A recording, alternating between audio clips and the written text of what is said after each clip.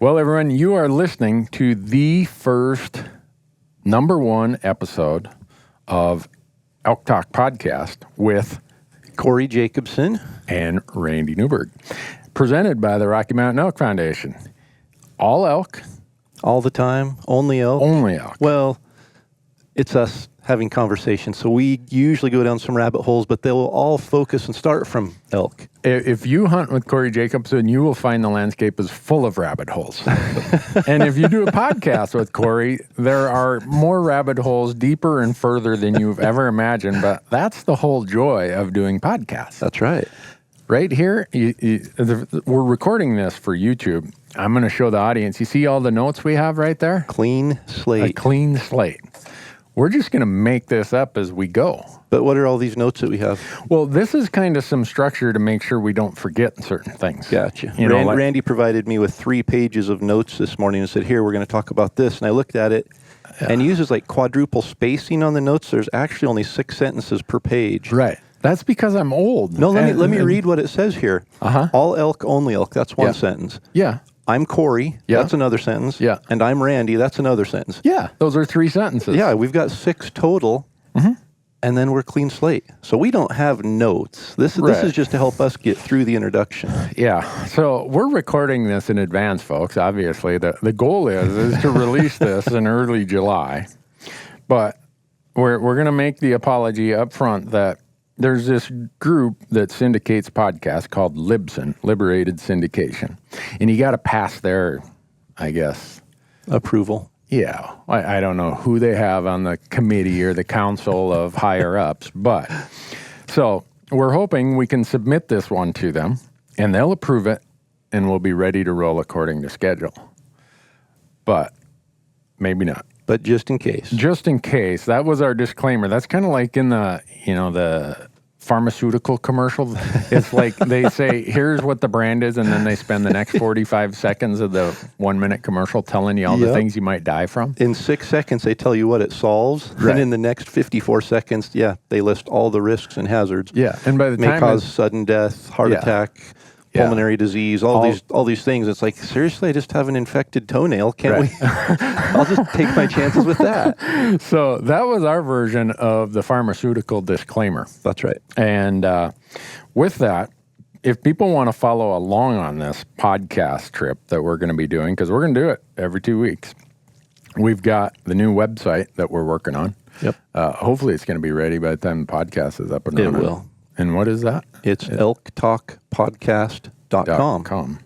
That's because, so Corey tried to use his magic to talk the guy out of elktalk.com. Yeah, there's a website, elktalk.com. And don't go there and give the guy any traffic. We're going to crash his server, but we tried, and it's a guy, what was he, Pennsylvania? Pennsylvania, yeah. And they just have some family photos from like the 1980s on there or something, and I asked him if he'd be interested in, we would get him vintagephotos.com or whatever he wanted, but he had no interest in selling elktalk.com. And then there's not even a picture of an elk on the website. Right. And then we tried to get the Instagram page, Elk Talk. Yeah. And it's like a beer garden in chuck wagon Oregon, thing, Oregon. Yeah. Food service, food court. Yeah. So the Instagram place you can find us is Elk Talk Podcast. Yep. What's that little @ sign? Is it an at? Yeah, the little. Corey's he's the Instagram guy. I have to hire somebody. Michelle does all my Instagram. I send her a picture and say, "Can you post this?" I still don't know how to do Instagram stories. Really? No. Well, we should do one right here while we're podcasting. Well, that's up to you, but because I wouldn't know how to do it. Maybe you need an iPhone to do it because I'm a Samsung guy with a broken screen. I dropped my phone on the floor of my boat walleye fishing this week, and it's not looking good. But that's good. I don't like to use that, but anyhow, see, we're already down the first rabbit hole. I was just going to say, do I need to get you back on track here because we're already at sentence 5, and if we only have 6 sentences here, we got to get back aligned. Yeah. The one thing we want to make sure of is that people share this podcast with all their friends. Absolutely. Because the goal is that what little you and I know about elk hunting, we share with people. Yep. And at least for me, elk hunting is like this lifelong adventure of how many bad mistakes I can make. No, it's not. And Is it too early to bring up grouse hunting? I mean, we're 5 minutes into episode 1. Can we talk about grouse? No, not yet. Okay. Grouse, we got to save for episode 2. Okay. I almost couldn't hold back when we were talking about rabbit holes. I know. Well, I've shoot rabbits too. Yeah, Rabbits and grouse are borderline, and they're almost equivalent on the eat 'em scale. So do you shoot at rabbits or do you shoot rabbits? Oh, I shoot them. Okay. I shoot at So them. it's different than grouse hunting. No, it's kind of the same. I luck out and hit one once in a while. Anyhow, folks, how do I want to say this without embarrassing either of us? If you want to know something about elk hunting, this probably isn't the podcast to listen to. Should we give them a list of all the other podcasts where they might learn something? That probably wasn't a very good sales pitch. Well, I'm an accountant. I'm not a marketing guy. You're the marketing guy. I'm not a marketing guy. You've got like the University of Elk Hunting. You've got Elk 101. Corey has anything that sounds like a professor when it comes to elk, right? Elk101.com. And here we have the Elk Talk Podcast. That sounds like education. That sounds like guys sitting around down at the coffee shop telling big stories about, I missed him yesterday. He was at least a 520-inch bull. Well, you must be from Bozeman, Montana then. Well, that's true. Every elk there is at least 500 inches. Yeah. So, anyhow, folks, trust me, we will start getting into some of this because I only gave Corey the first 6 sentences. I got the rest of them here. But before we let it pass too long, we should let the world know who is making this podcast possible, because we've threatened to do something collaboratively for a long time. Yeah. And finally, I called Corey's wife and said, if he doesn't do something with me, I'm probably going to take my sucker home and throw it in the dirt. And actually, after talking to the good friends at the Elk Foundation, they said, if you and Corey would do a podcast, we would love to help promote that kind of information that you guys would do. So for the Elk Foundation, we'd do anything, right? That's right. Because they would do anything for us. Well, they would do anything for elk anyway. Right. We like elk, so. Right, there you go. Yeah. And they've loaned us this studio right here. This is amazing. We showed up. They had their production crew. They had the lights all set up. We just showed up and hit the record button. Yeah. Oh. Did we hit the record button? I thought I forgot to hit the record button. See, I'm a complete newbie at this, so if anything bad happens, it's my fault. It's your fault. Yeah, You've done this before. You have no I'm excuse. The technical director. Yep. Okay. So anyhow, if you go to rmef.org, you should sign up to be a member of the Rocky Mountain Elk Foundation. And if you're already a member of the Elk Foundation, you should sign up to be a sponsor member. And if you're a sponsor member, you should sign up to be a life member. And I was just going to say, 1 month ago today, I signed up as a life member. Oh, man. So, long time coming. I've talked about it forever, and I finally bit the bullet and did it. Cool. Does that mean you're going to shoot like 3 extra elk this year because you became a life member? I heard the rumor that I get to hunt on all the Elk Foundation's private property if I'm a life member, so I'm waiting for that invitation in the mail. All I've got so far is the hat and the pin. But to my understanding, the only private property the Elk Foundation owns is what we're sitting on right here. So are you going to shoot one of these sculptures out here? Is that the deal? It's funny because I get emails all the time from people when I talk about the Elk Foundation, because I strongly believe if you're an elk hunter, you need to belong to the Elk Foundation. Yeah. It's $35 a year for a membership. You need to be a member because that goes back to elk country on the ground. It really does. That's not a sales pitch. I've believed it for 25 years. Yeah. And people will email me and say, last time I saw so-and-so hunting on their private ranch. And I said, hold on, the Elk Foundation doesn't have private ranches. They might open up access on private property for the public to go and hunt on, but So the Elk Foundation's mission is ensuring the future of elk, other wildlife, their habitat, and our hunting heritage. Yep. So to me, that's like, for the audience that's listening to this, I think that's what they call right down the strike zone, the sweet spot, the boiler room, It's a perfect fit. There you go. All right. So rmef.org, folks, you should go there and become a member. The other one, the Onyx Maps guys, we should have called them and had them come and be our guests. Because we're here in Missoula right now. Yeah, they're just like a mile away. And when we told them we were doing this podcast, they're like, we want to be in. How do we be part of that? We said, well, you got to give our members or our listeners a promo code because we want them to have the best information at their fingertips, which they can get through the app. Totally. And can I just tell you, I'm technologically, I almost said technology. I'm technologically impaired. No, you're not. I really am. No. So I had a GPS, and I bought that GPS 6 years ago. That's how late to the market I was getting a GPS. But the first thing I got for it was a Onyx chip. Right. And I loved it. It was great. Yep. But within a year or two, my hunting partners had their phones out, and they're walking around with the exact same information on their phones. It took me 2 or 3 years to adopt to that. Now, I don't even know where my GPS is because it's so handy to have the phone with all that information from the app right there. No, I'm the same way. I was so slow. In fact, this is like confession. I was in Alaska last week, and I had my GPS with me. Marcus had his phone, but it rains there every day, and I'm like, I don't want my phone to get killed in the rain. Yep. And I looked at Marcus's phone. I'm like, that's like a iPhone 2 or something. If you should drop it in the ocean. I mean, but so I'm slow to adopt that technology. But now, when it's not raining, I use it all the time. And the thing I love about it is you can get the aerial view, which you can't get on a GPS. Yep. And you can click this layer, that layer that I can't get on a GPS. So back to how they got to give our listeners a good deal. Sorry, another rabbit hole I went down there. No. Use promo code Elk Talk when you go out to onxmaps.com. Even though their app, I think, is called OnX Hunt, isn't it? And their Instagram page is OnX Hunt. Yes. Something like that. Anyhow, but use promo code Elk Talk. Do we need to spell that for anybody? I mean, if my family's listening, we got to spell it. ELKTALK. You had to look at the paper. I did. You had to look to see how to spell it. I had to use spell check just to put that on there. You're going to save 20%. Which is awesome. Yeah.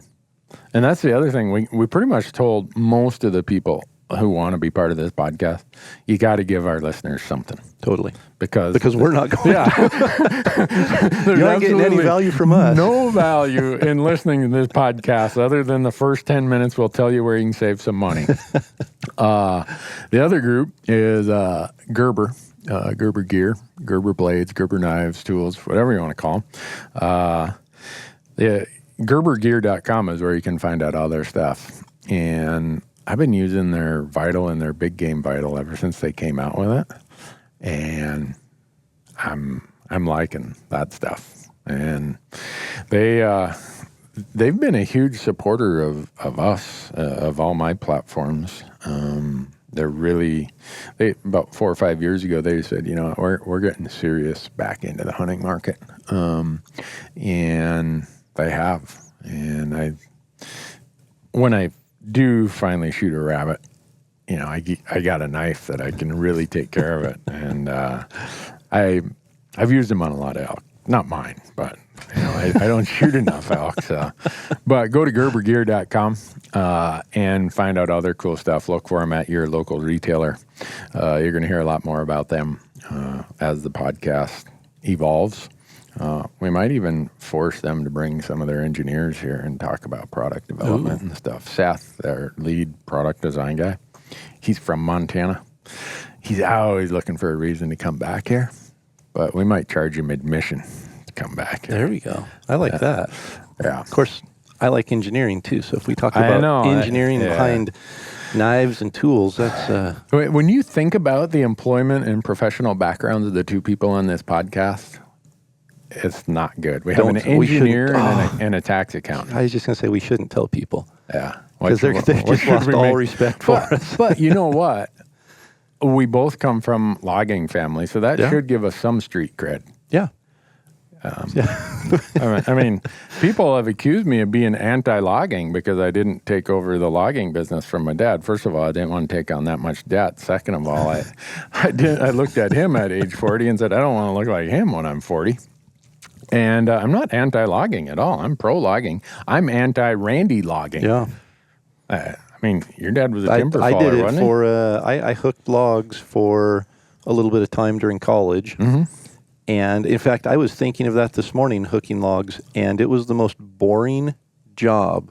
Standing there. You get up at 3:30 in the morning, you're there at daylight, so 4:30, 4:45, and you hook logs to the choker cable all day long. And you're waiting for them to run it up. It's sometimes 10, 12-minute wait. Man, by 9 o'clock in the morning, my pudding snacks were all gone. I could not make it till the whistle blew. So yeah, it was tough. But I did a little bit of sawing during college, and it was fun. I still love making firewood, but I realize it's not a way to. I hate it.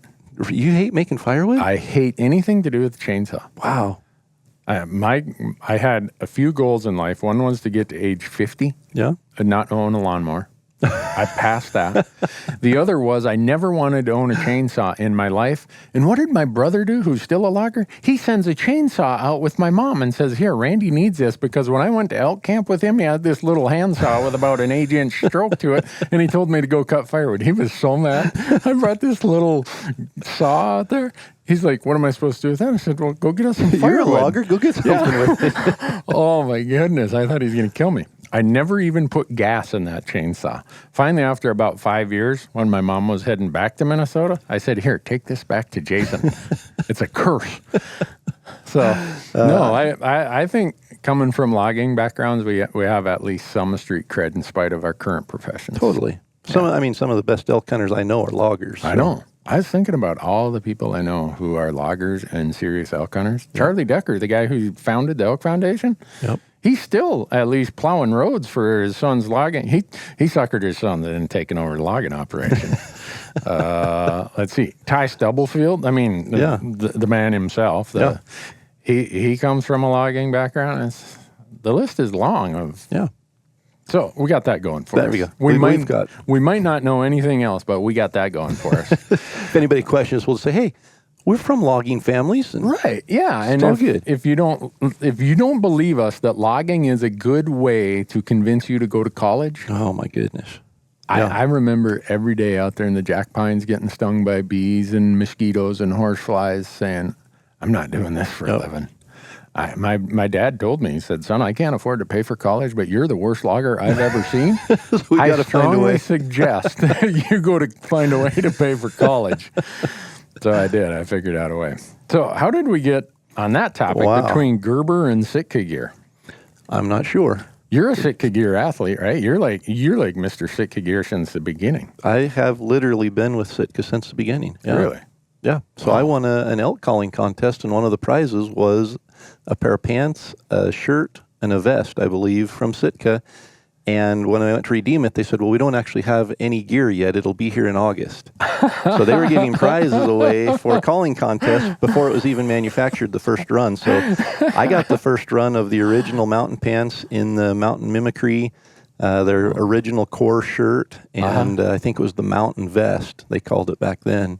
Wow. And I could tell you a serious story about becoming a believer in technical gear. Yeah. But it involved me and my friend crossing a creek about belly button deep. Oh, I don't do that. And rained all day, got back to the truck soaking wet. You know, the morning typical rifle season, this was archery, but we got back there and we decided to go and bear hunt that night. And so we had a tree stand set up and a bait. So we went and climbed in the tree stand. And I'm sitting there just like everything's great. My buddy, he's a big guy and he's tough. Mm-hmm. And I look over and he is just shivering uncontrollably. Oh. And I looked over and I said, what's going on? He's like, I'm soaking wet. I was like, you're still wet? And he's like, yeah, I'm soaking wet. I've got chills. I can't get warm. Ooh. And I realized there was something to this new gear that I had just got in the mail a couple days before. I was completely dry. Yeah. And so that was in 2006. Wow. So that's a long time ago. Yeah, 12 years. Man. What were you? You were like in 12th grade? 2006? Is that right? Yeah. That is. I think that's when I started, somewhere around then. That makes me feel old. Yeah, you're a freshman in high school. I'm way older than Corey. I can say that stuff. Way. No, I remember when we started our TV show, we went and bought every sort of clothing out there. And every trip we'd try something different, me and the guest hunter. So I'm shelling out a lot of retail money for this brand and that brand and that brand. And at the end of the first season, kind of did the survey.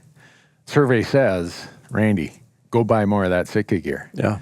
So 2008, 9, 10, 8, 9, and 10, I'm buying Sitka gear for me and all the guests at full retail. Yep. Jonathan Hart, the founder of Sitka Gear, one of the co-founders, sees me at a trade show. He's like, "Hey man, I love your stuff. Aren't you glad we got that deal worked out?" I'm like, "What deal's that?" He's like, "What do you mean?" I said, "No, I'm like paying full retail down at Sportsman's Warehouse." He's like, "What?" I'm like, "Yeah." He said, "Oh man, we got to get you some stuff." And you're how many seasons into your TV show at that point? 3. I mean, I don't know how much I spent on Sitka gear at that point. A lot. Yeah. Because what I should have done is either had one single guest hunter for every episode or said, here's the size you have to wear. Yeah. Because this guy's a 32 waist, this guy's a 38 waist. I'm buying some. You've got a full catalog of gear. Yeah. And, but everyone said that's what you got to use. So I agreed, kind of like your experience. Yeah. Everybody, it wasn't even a question of what gear we were going to use. Especially in 2006 when there was nothing. I mean, literally Sitka paved the way of technical hunting gear. That can't even be argued. Yeah. I was going to Walmart the year before that and buying $20 cotton pants and a $20 or $8 cotton shirt. Right. And ripping it to shreds in a week of hunting and disposable hunting gear. Yeah. It was. Well, I think the first time you and I ever got to spend much time together was the summer of 2011. Sitka sent us both back to, where was it, Delaware? Maryland or Delaware, yeah. Yeah, for wherever Gore is located. Yeah. Had to go to Gore's headquarters for a week. Yep. That was impressive. It was. I mean, you sit there with all those PhDs and they talk about product testing and this membrane and that and performance this. Yep. It's like, this isn't just some rednecks out here stamping out a pattern. And I mean, there's science behind not just the gear, every fiber of the gear, but the pattern, the fit, everything. I was impressed. I left there as a firm believer. I'm like, you know what? This thousands of dollars I spent on this stuff, I didn't get suckered. It's actually good stuff. Yeah. So anyhow, that's Sitka gear. It wants to be associated with us for some strange reason. I was going to say our goal, folks, is within 2 episodes to destroy every brand we're working with. That's not destroy their brand, but put their gear to the test. Maybe it'd be a better way. There you go. Corey has a better way of saying things than I do. When you start saying destroying brands, they probably get really nervous right about now. Yeah, well, they know that you can't take anything Randy Newberg says very seriously. Who's our next one? Oh, Go Hunt. The guys that Go Hunt. Yeah. Lorenzo, Brady, Chris, all of them, Trail, the whole group down there. How many elk tags you got this year? I will have 3. 3? Yeah. I only got 2. What? Yeah. Well, you can buy as many as you want over the counter. Well, I know. I could do Colorado and Idaho, but I got a busy calendar, so I don't know that I'm going to do that. But I've... ever since Go Hunt started, I remember when they started, I went kind of incognito, and I won't rat this person out, but fortunately he didn't recognize me. And so I'm grilling him, questioning him, because I'm like, no way has someone accumulated all this information at my fingertips that fills file cabinets, has a whole office full of cluttered up junk. I got to go check this out. Well, I'm talking to this guy, and he's like, really? You do what? I'm like, yeah. And so one of the other guys comes over, and he does recognize me. And then it's like, well, what do you think? I'm like, well, if it really works the way you say it does. I said, here's my money. I want a membership. I'm going to check this out. And I've never looked back. Yep. It's for me, the research articles, the strategy articles that Brady does, he must put a lot of time into those. I mean, I don't know how the guy hunts. As slow as I type, I couldn't type an article that long. It'd take me all the hunting season.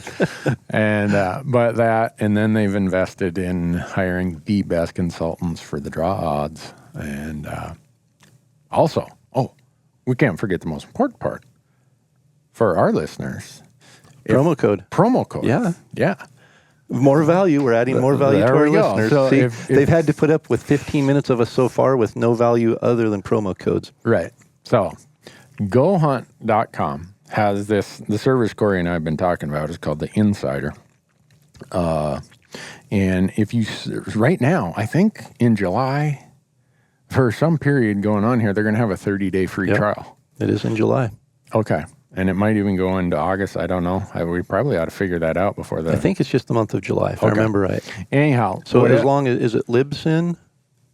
What's that? Libsyn has to approve us? Yeah, it has so to as long as they approve us. approve us in July and you're listening to this podcast and it's the month of July, Right. go to GoHunt.com. Sign up for the 30-day free trial of Insider. We can assure you that you're going to want to keep it after your 30-day trial. And if you do keep it, there's a promo code called Elk Talk. Do we need to spell it again? No. Okay. I don't want to embarrass myself by having to look and read it off here. And the other thing is everything is printed in like a size 36 font for me because the light isn't that great. And the light isn't that great. The light is too great. It's blinding with these lights in our eyes. All right. Well, young eyes. Anyhow, if you use promo code Elk Talk, you get $50 of free mad money in their gear shop. Yeah. And their gear shop, I just put together, they asked me to put together a list, my gear list for a 3 to 5 day archery elk hunt and a 3 to 5 day November rifle elk hunt. They probably got that list and rolled it up in a ball and threw it away, deleted the file. Said, this is worthless. But anyhow, that gear shop has a lot of really cool products. So the last company, and this first podcast, we're really going through so everyone knows how we got associated with these companies. I'm gonna let you take over the last one because you know these people. Who is it? I think it's this company called Rocky Mountain Hunting Calls. Oh, yeah. They used to be called Bugling Bull. I remember that now. Last I checked, they had their own line of Corey Jacobsen calls. I bought a call that had true. your picture on it. It might have my picture on it, but they are an Elk 101 line of calls. Oh, well, you own Elk 101, so, man, the guy... Anyhow. Yeah, so Rocky Mountain Hunting Calls, and a little disclaimer here. They are founded, designed, owned by a blood relative, my father. So there is some bias there, but I told him several years ago, I am going to have one of every brand elk call in my possession. Really? And if your calls do not outperform those other ones, I will use what call is the best. And I don't know if that was motivation to get him to make sure that the quality was there, or if it was just me being a smart aleck kid. Smart aleck kid, and trying to get a jab in. But regardless, I will say I have used just about every call out there. Yeah. And there are some good calls. But for me, the quality, the consistency, and the sounds from the Rocky Mountain Hunting Calls is unparalleled. Yeah. And that's why I use them. Yeah. Well, I went to the factory there, and your dad stamped some out, and he's like, try this one, Randy. Couldn't get that one to work. He's like, what's wrong with you, pal? I'm like, well, I got this great big, everyone knows I have a big mouth, but like the roof of my mouth is like this big flat dome, like, I don't know, cave or something. I don't know. It's like a plateau in New Mexico. Yeah, I thought I was at the dentist. He's like, tilt your head back and open your mouth and say, aw, aw. He's like, well, no wonder you got one of those Scandinavian mouths. I'm like, what does that mean? Anyhow, he makes another one. He's like, try that one. Phew, perfect. He's like, see? Custom fit elk calls. Yeah, you just need to make sure it fits you right. Yep. And see, I have the other problem. The roof of my mouth. Yeah. I mean, I could store, I don't know what I'd store, a couple dilly bars maybe if we want to go down the Dairy Queen tangent, but I have a very high roof of mouth and very narrow upper palate. Really? And so I really think that for the most part, the people I've seen that call really well do have a narrower upper palate. And I don't know if it's just the fit of the call is easier to manipulate there or what, but having the right call is important. And it's not necessarily, I'm not going to say this brand is the one you have to fit you. But you should. Yeah, but every brand has multiple calls and multiple sized frames and different things. And so it's so important to try more than just one. Don't just throw a call in and and blow it and say, I'm no good at elk calling. I'm just going to spot and stalk elk hunt. Right. Go through a couple of them and find the one that fits you. Yeah. Well, somehow you've convinced the generous folks over there at Rocky Mountain Hunting Calls to give our audience a discount. Another promo code? Another promo code. Wow. And imagine what the promo code is. Elk Talk. Elk Talk. Which you can use Rocky Mountain Hunting Calls to talk elk. So use Elk Talk to talk elk. There you go. And if you do that, what's that website? buglingbull.com? I believe so. Yeah.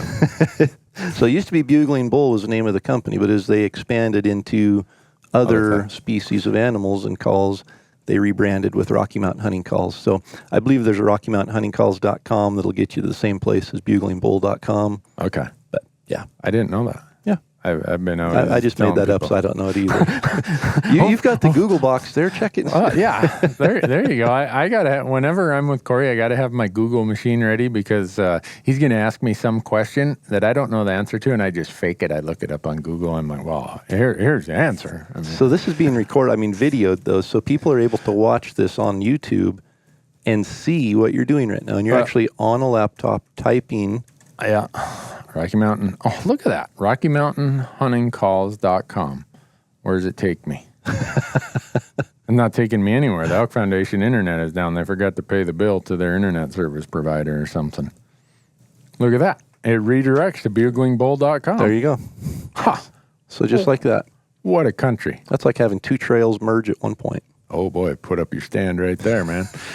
Anyhow, so 15% off if they use promo code Elk Talk.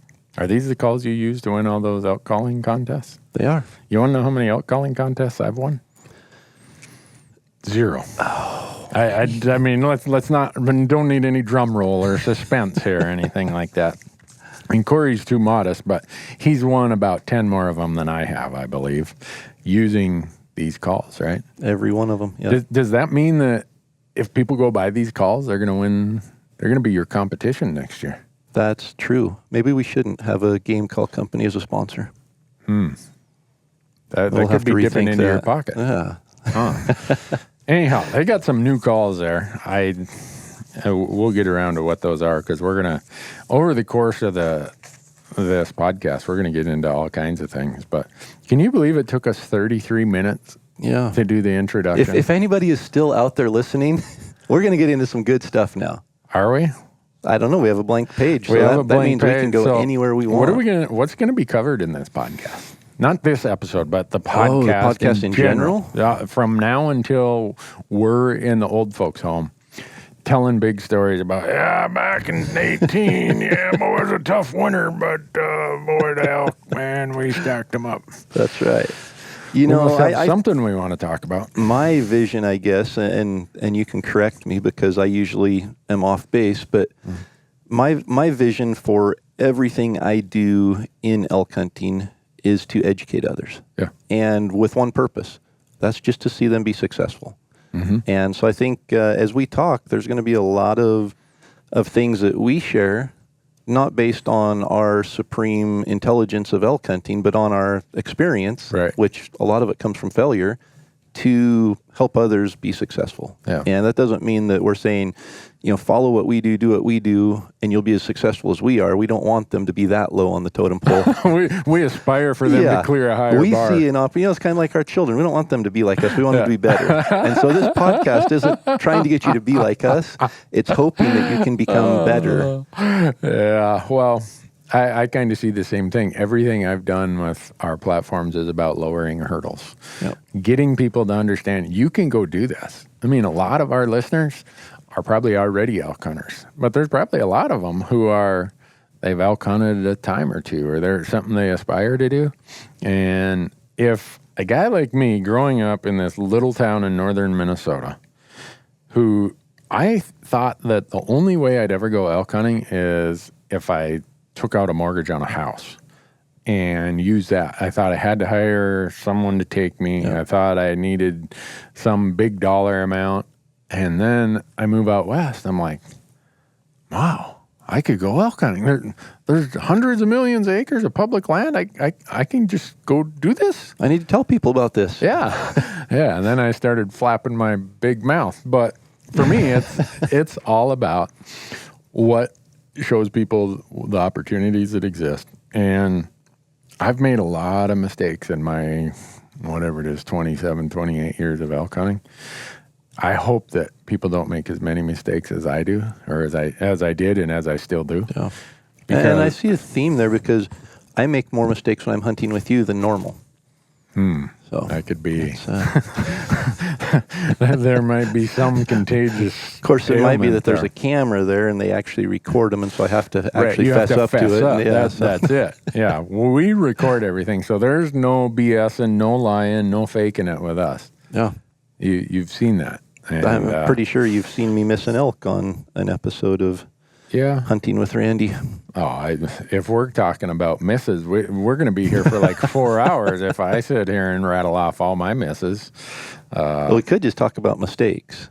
I mean, we could just, we have plenty of those we've made. We could just share all the mistakes that go into elk hunting and let people figure out the rest of it from there. Yeah, I think that's what we should focus on in this podcast, at least this episode. Maybe once we get through some of these overview things we'll get into, because Nosler asked me to do an article about my top 5 mistakes elk hunters make. I'm like, well, I don't know about elk hunters, but my top 5 isn't even going to be like 1% of the mistakes I've made.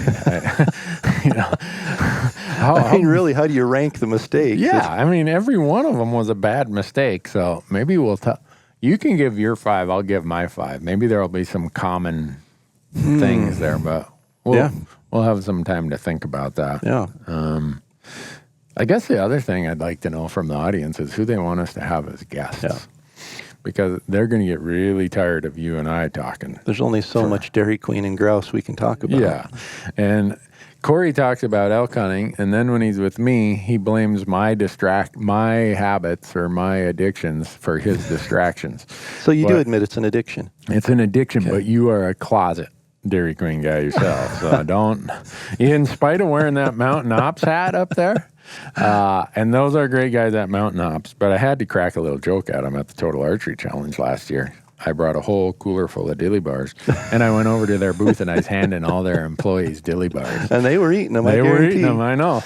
It's hard to pass Jordan up a dilly Casey bar. come down the hill, walk over to their booth, and all their employees, you got chocolate dilly bar wrappers on the counter. Yeah, I hope no one got fired over that gig. But I'm actually taking a little hiatus from dilly bars for a while. So really, I noticed you look like you're already in your fighting weight. Well, I'm under fighting weight, but I'm building back up to it. So, really? Yeah. Huh. I'm cutting out sugars and gluten for a bit. And really? Yeah.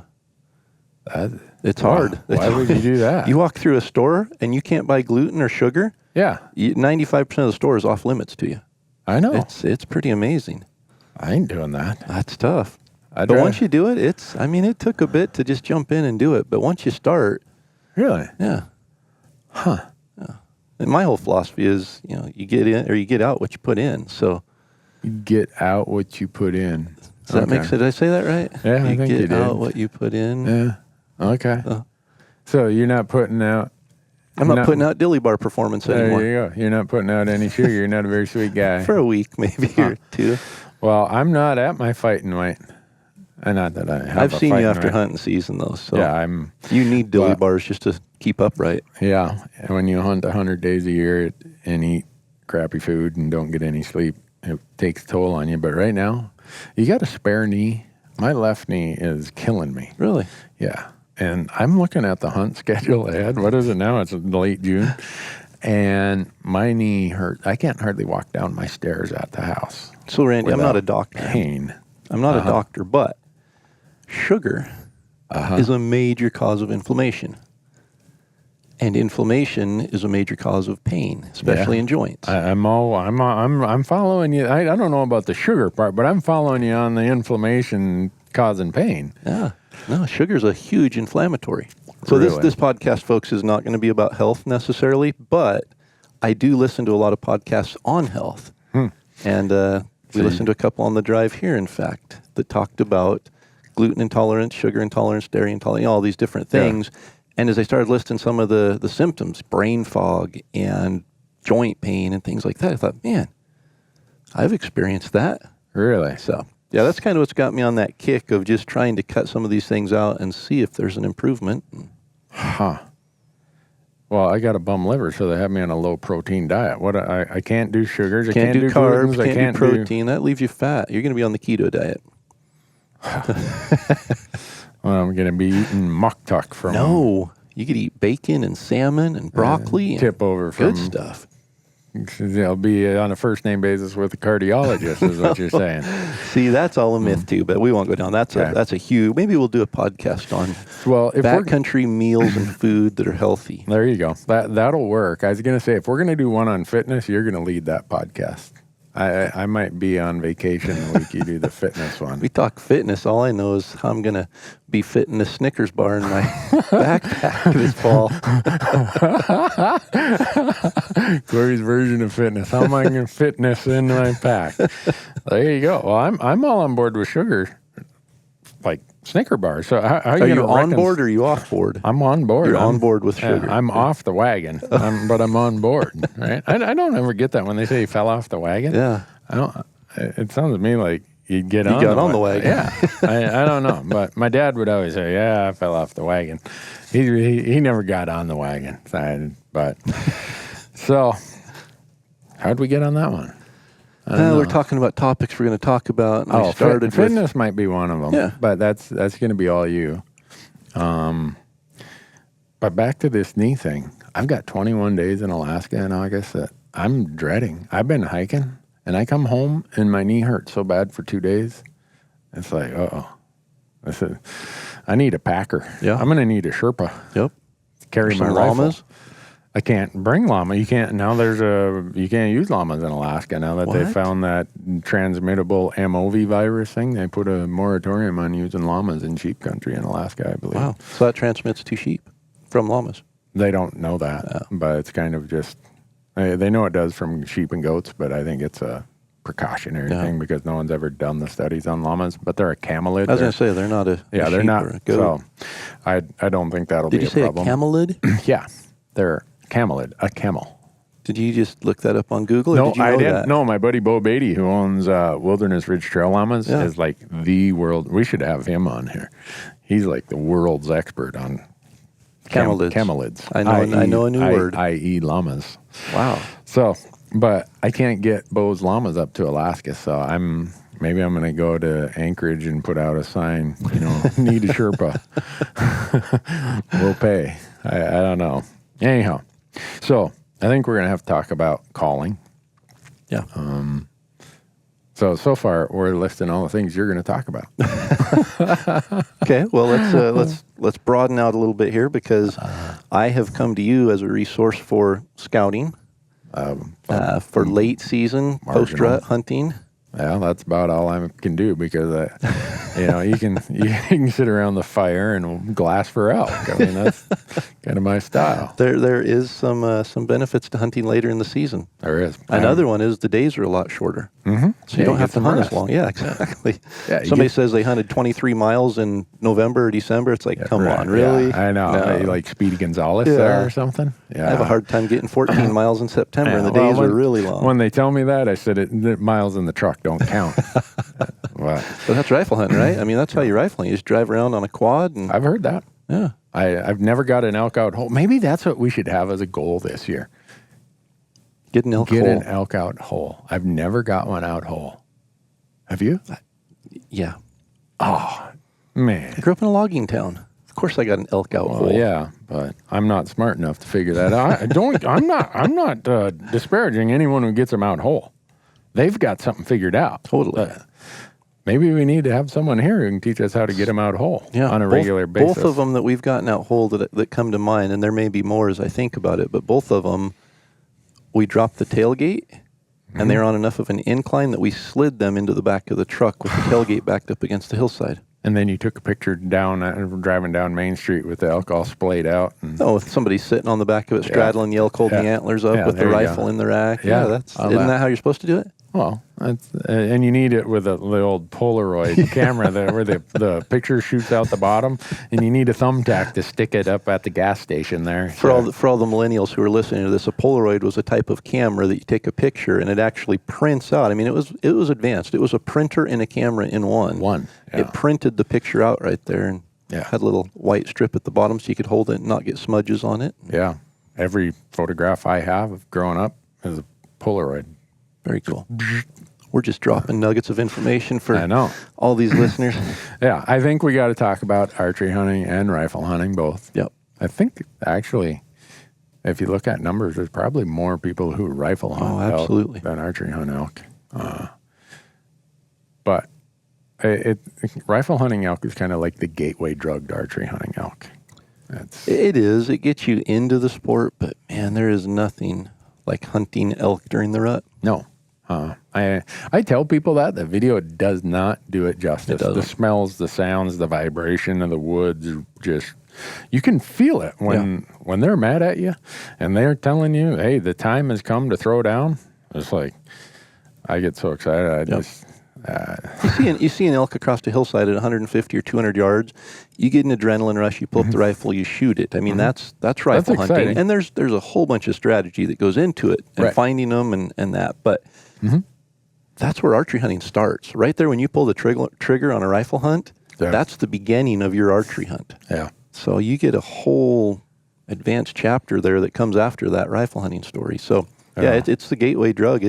Get people in with a rifle, but if you want the real thrill and excitement of elk hunting, you got to do it during the rut. I agree 100%.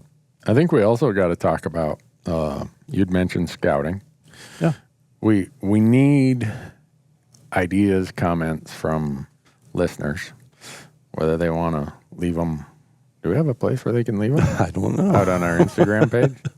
Instagram would be great. Yeah. Yeah. Just maybe we should put a post. Maybe we should start the Instagram page. That's on me. This is how technologically challenged I am. I can't, Instagram thinks we're trying to hijack this new Instagram account that we put up, and it wants a security code, and it says send it to this email address. None of us have that email address. I have it, and it's not going there. So I don't know if when my social media person built that account, they used a different. Maybe they misspelled. Maybe they didn't. Maybe they misspelled Elk Talk. See, maybe it's important that we spell that out. Anyhow, I'm sure out on Instagram they can leave ideas, but I really want their feedback about things that they think are gaps in their personal knowledge, or maybe gaps in what's out there. And I'm still amazed that people listen to anything I have to say. But if there's one benefit I have in my 27 years of elk hunting or whatever it is I'm a CPA. And what that benefit is all my work is done by April 15th. So I just go hunt. So I get to hunt all kinds of places, all kinds of different environments, weapon types, low country, pinyon juniper, high alpine, late season, early season. Every state, different climate. Yeah. So I get to make mistakes. I get to make a new mistake every day. And that's the only thing I have to provide as background about elk hunting. And I think really that's where the real lessons and knowledge of elk hunting comes. If you aren't experiencing it and making those mistakes, you aren't going to learn. You aren't going to advance. Yeah. And I think that's so important is you've got to go out there and try it. Yeah. And not be afraid to fail. The first time I make a mistake, I'm not that mad at myself. But like the fourth time when I make the same mistake, I'm like, Randy, come on. I mean. Really? Yeah. After the fourth time? Yeah. Man. Oh, yeah. I've been making mistakes since I was 11 or 12 years old, and I won't tell you how many years that is. Yeah. But I still make those same mistakes, and it's way more than 4. Really? Yeah. No, I mean like same exact scenario, same exact wind, same exact setup. And you set up behind a tree or something. And 4 times in a row, I make the same stupid mistake. Okay, in a row, I don't do that. Well, maybe not in a row, but over the course of my hunting life, I've made the same mistake, sometimes more than 4. And, you know, the funny part is every once in a while, you cross off enough of the mistakes that like you said, experiment. I'm always trying something new. I'm not afraid at all to experiment. And something works. It's like, oh, man, I'm smart. Yep. No, you're smart. No, I'm lucky. No, you're smart. Okay. You're an educator. You've got to at least put on the persona that you're smart. Oh, really? I'm not even smart enough to know how to pretend to be smart. Somebody told me once, you need to convince people of this. And as they were telling me, I thought, hold on. if I'm needing to convince them, that means I'm not really that. Yeah. So is it a false persona? I think probably is. Yeah, for us. So for those of you listening, Randy and I are really, really good elk hunters. We're really, really smart. Oh, yeah. And as we come across as being not that intelligent, hopefully really we can convince you we know what we're talking about. Yeah, because if they looked at my report card in high school, they'd be like, how'd this guy get into college? Really, I bought my diploma. Really? Yeah, they were for sale. Wow. Yeah. In Minnesota? No, in Nevada. Oh, okay, well, everything's for sale in Nevada. Oh, boy, let's not go there. We don't want any sponsors from those kind of places. I was talking about public lands and... Oh, okay. I'm sorry. I thought you were talking about something else. Oh, gosh. We're halfway into episode 1 and... Well, this is not going well, Corey. Yeah. I think that after this episode, people are going to be like, delete that from my subscriber list. Go Hunts from Nevada. They know what I'm talking about. Yeah, they're good guys. Yeah. Yeah. In fact, Lorenzo, the owner of Go Hunt, he has an Arizona elk tag this year. We're going down to help him and film, bringing our llamas. Like, I know where they're at. Late season? Late season. Ooh. Yeah. It's going to be a glassing game. Yep. We're going way back into this place, which in Arizona, it's really hard to get away from roads. Sometimes. That's one thing I've noticed in Arizona. And in late season, you know, that by then they've been pressured so much, they're in that sanctuary mode that I often refer to. And so we're going to go back in there. The llamas are going to haul in 50 gallons of water on the first trip. Really? And then... That's 500 pounds. I know. Llamas can carry 500 pounds. No, not one llama. Well, you did say llamas, plural. Right. No, if you got 4 llamas, they can carry... 125 pounds each? No, not that much. Oh, I was going to say, that's impressive. I might. So 40 gallons of water. They can carry 90 pounds. Can they really? Yeah, these ones, the Bo has, they're like big monster things, man. They're taller than I am. Crossbred with a mule? No, I don't know what the deal is. You got them on... camelid growth hormones or something. But anyhow, we're going to go down to Arizona, and even though they're having a terrible drought right now, you think that people will turn their tags back in when they hear what the drought conditions are? Can you do that? You can in Arizona now. Really? They have that point guard thing. Get your points back. I think you can do it once every 5 years or something like that. You got to pay $5 in advance. It's like $5 of insurance. You know, I made a mistake one time. I drew a Utah tag.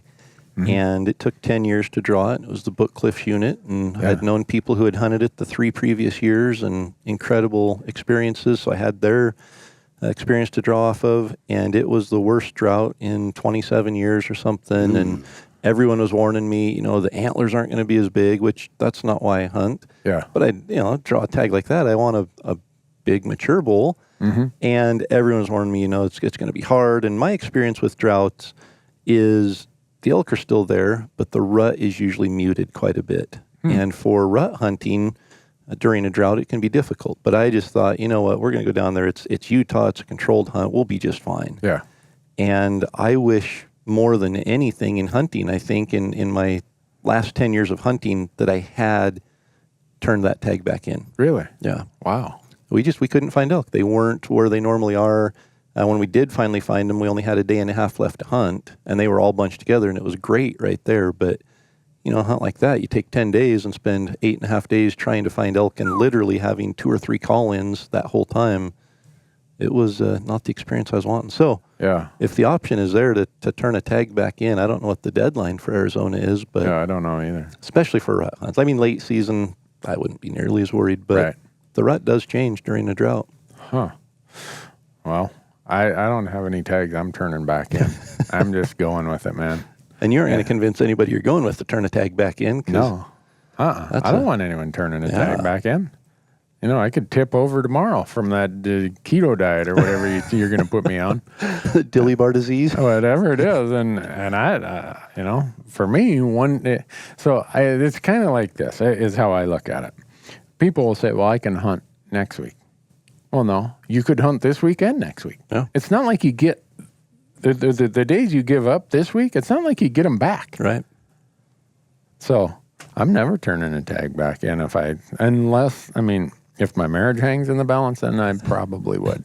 But weddings, funerals, no. I think we both have pretty understanding wives. Yeah, maybe is maybe understanding the right word? I don't know. tolerant. Tolerant. There you go. Mine would fall under tolerant. She's way smarter than I am, so I'm kind of like the knothead black lab that you see on the street corner that she just tolerates. Yep. And the lab that jumps up on everybody no matter how many times you tell it to stay down. Yeah. Oh, he wags his tail and he's happy, so I'll put up with him. So, no, maybe we need to do a podcast about how to convince your spouse to let you be gone all the time and convince them that you're doing it because it's a job. Right. Job implies a paycheck. No, job implies work. Yeah. Income implies a paycheck. Okay. So you have to separate the two. I have a job. I don't have income. There you go. That's where I am too. So I think if I had this income part associated with it, maybe she'd be even more tolerant. But maybe. I don't want to push my luck. So maybe we'll do a podcast on marital advice. I do a lot of that on my other podcast, the Hunt Talk Radio one. And I get people who argue with me. Really? I'm like, how long you been married? Well, 4 years. Well, I'm going on 30. You're probably still arguing with your wife, too. Exactly, yeah. You haven't resolved that, there's certain ways to smooth out the road ahead. Yeah. So. I listened to you with the guys from Born and Raised Outdoors on a podcast. And you'd said something about peace and justice. What was that? Right. If you want to know the secret to longevity in a marriage, be more concerned about peace than justice. Yeah, that's good. That's deep. That is deep. I mean, think about that as you're driving down the road listening to this podcast. Think about all the times you wanted to be right. Yeah. It's not worth being right. The sooner you figure out you don't want to be right, the better off everything's going to be. Yep. I mean... Is that the secret to being able to hunt more? Yeah, it is. Yeah. Interesting. Yeah, my dad came up with a couple other ideas. He'd buy plastic flowers. Buy them in 1972. They're still fresh. Pull them out every September. No, leave them out. Dust them off. Get the dust and the cigarette grease off them. And, always flowers there. It worked. I'm not going to argue with him. Yeah. I mean, I think about how much money I spend on fresh flowers. The guy had something going there. So, I mean, my dad and my grandfather especially were full of marital advice. A lot of it is not repeatable. A lot of it I didn't understand when I was 10 years old. Finally, when I got to be like 18, I'm like, oh, that's what they... Oh, Dad, why were you telling me that when I was 10 years old? But, you blushed when you were 18 at something you learned when you were 10. Yeah, when the light clicked where I got like, oh, that's what that means? I'm like, whew. Glad no one's looking, man. I'm sweating there. But anyhow, so I don't think we need too much marital advice, but there is a lot to be said about getting to hunt. Yeah. A lot. And the more you hunt, the greater your likelihood of success. Yep. And the more to get to hunt more, you got to have this marital thing figured out. Totally. And I'm not saying how it's got to be or what it's going to be. Just have a plan. Yeah. And have a job where you don't have to work in the fall. Easier said than done, right? True. Yeah. My wife. Well, you did say have a job, not an income. So have a job where you don't have to work in the fall. Right. You're okay. And income sometime during the year. During the year, yes. Yeah. I mean, my wife has said many times, you wouldn't have become a CPA if tax season was in hunting season, would you? Well, duh. No. Why? Why do you think I put up for 30 years hanging around with a bunch of bean counters? Because it allowed me to hunt all the time. Yep. So I think we need to talk about conservation projects. We need to talk about equipment and gear. Yeah. I mean, you're a gear junkie more than anyone I know. Really? Yeah. Huh. Yeah. I don't consider myself a gear junkie. I just find what works best and use it. I know. That's what I mean. Oh. That's a gear junkie? Yeah. Oh, okay. Yeah. You're like, well, maybe not a gear junkie. You're a gear, some people call it a gear snob. Connoisseur. Oh, there you go. You use gear that you know works. Yeah. You're not going to be tricked into the latest doodad or gadget. And I will never trick somebody else into it either. I just, and you've been on outdoor TV, you know the whole game there. That You've been fortunate. I've watched you through the years, same sponsors. Yeah. Because you have a relationship and you believe in it. But I watched outdoor television kind of ruin credibility for brands and for, the people who are promoting the brands, because every season they're promoting something different. Brand A, this is the best thing ever. It's the best one I've ever used. and they get a paycheck from somebody else a week later, and well, this is the best one I've ever used. They don't even look back at the one they were using a week before, and I decided a long time ago that wasn't the path I was going. I was going to use what works best. If there's an opportunity to partner with somebody, if I have a platform that provides them with some value, they have a product that provides me with some value, and we can partner, that's great. If not, I'll go buy it at full retail because I need to have confidence in my gear. Yeah. So one of the things, I hang out with a lot of millennials on purpose. One, it makes me feel younger. It hasn't made my hair any less gray. But one of the things that they point out to me is how much I take for granted. That, like my camera crew. Yeah. Marcus is 28, Michael's 25, I think Dan is 24. My son Matthew, who kind of has helped me build all my other platforms elsewhere, he's 28. And I'll be rambling along saying something and doing a piece, and they're like, cut. I'm like, what? They're like, you went from A to Z without filling in any of the gaps. I'm like, really? Well, nobody wants to hear about that. They're like, yeah, yeah, they do. So they slow me down or pull me back and say, no, talk about every step here. Yeah. And that's just because I'm old and impatient. This is wisdom my grandma always told me. Beware of an old man in a hurry. And I don't know what context she was bringing that with, but she said it often. Wow. So I got to be careful that I'm not the old man in the hurry to try to say, well, this is what you do, because you make so many assumptions along the way that everyone has done this or done that. And I'm not saying I've done everything. It's just sometimes I forget to fill in the gaps and details, and people are like, hey, what do you use here? How do you use that? Or, I mean, like when I hunt with you, I'm taking notes. I'm like, no, really. I think everybody should hunt with someone who is a little bit of an opposite of they are. Like, you're very aggressive in your hunting. Yeah. I was always like this passive, I don't want to scare them off kind of guy. And then after a couple hunts with you, part of it is just trying to keep up with you.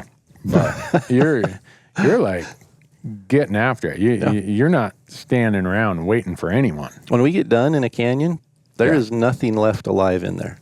And it's usually because we've ran them all out of there, not because we've killed them all. But we go in there and take names later. Yeah. No, and that's been very eye-opening for me.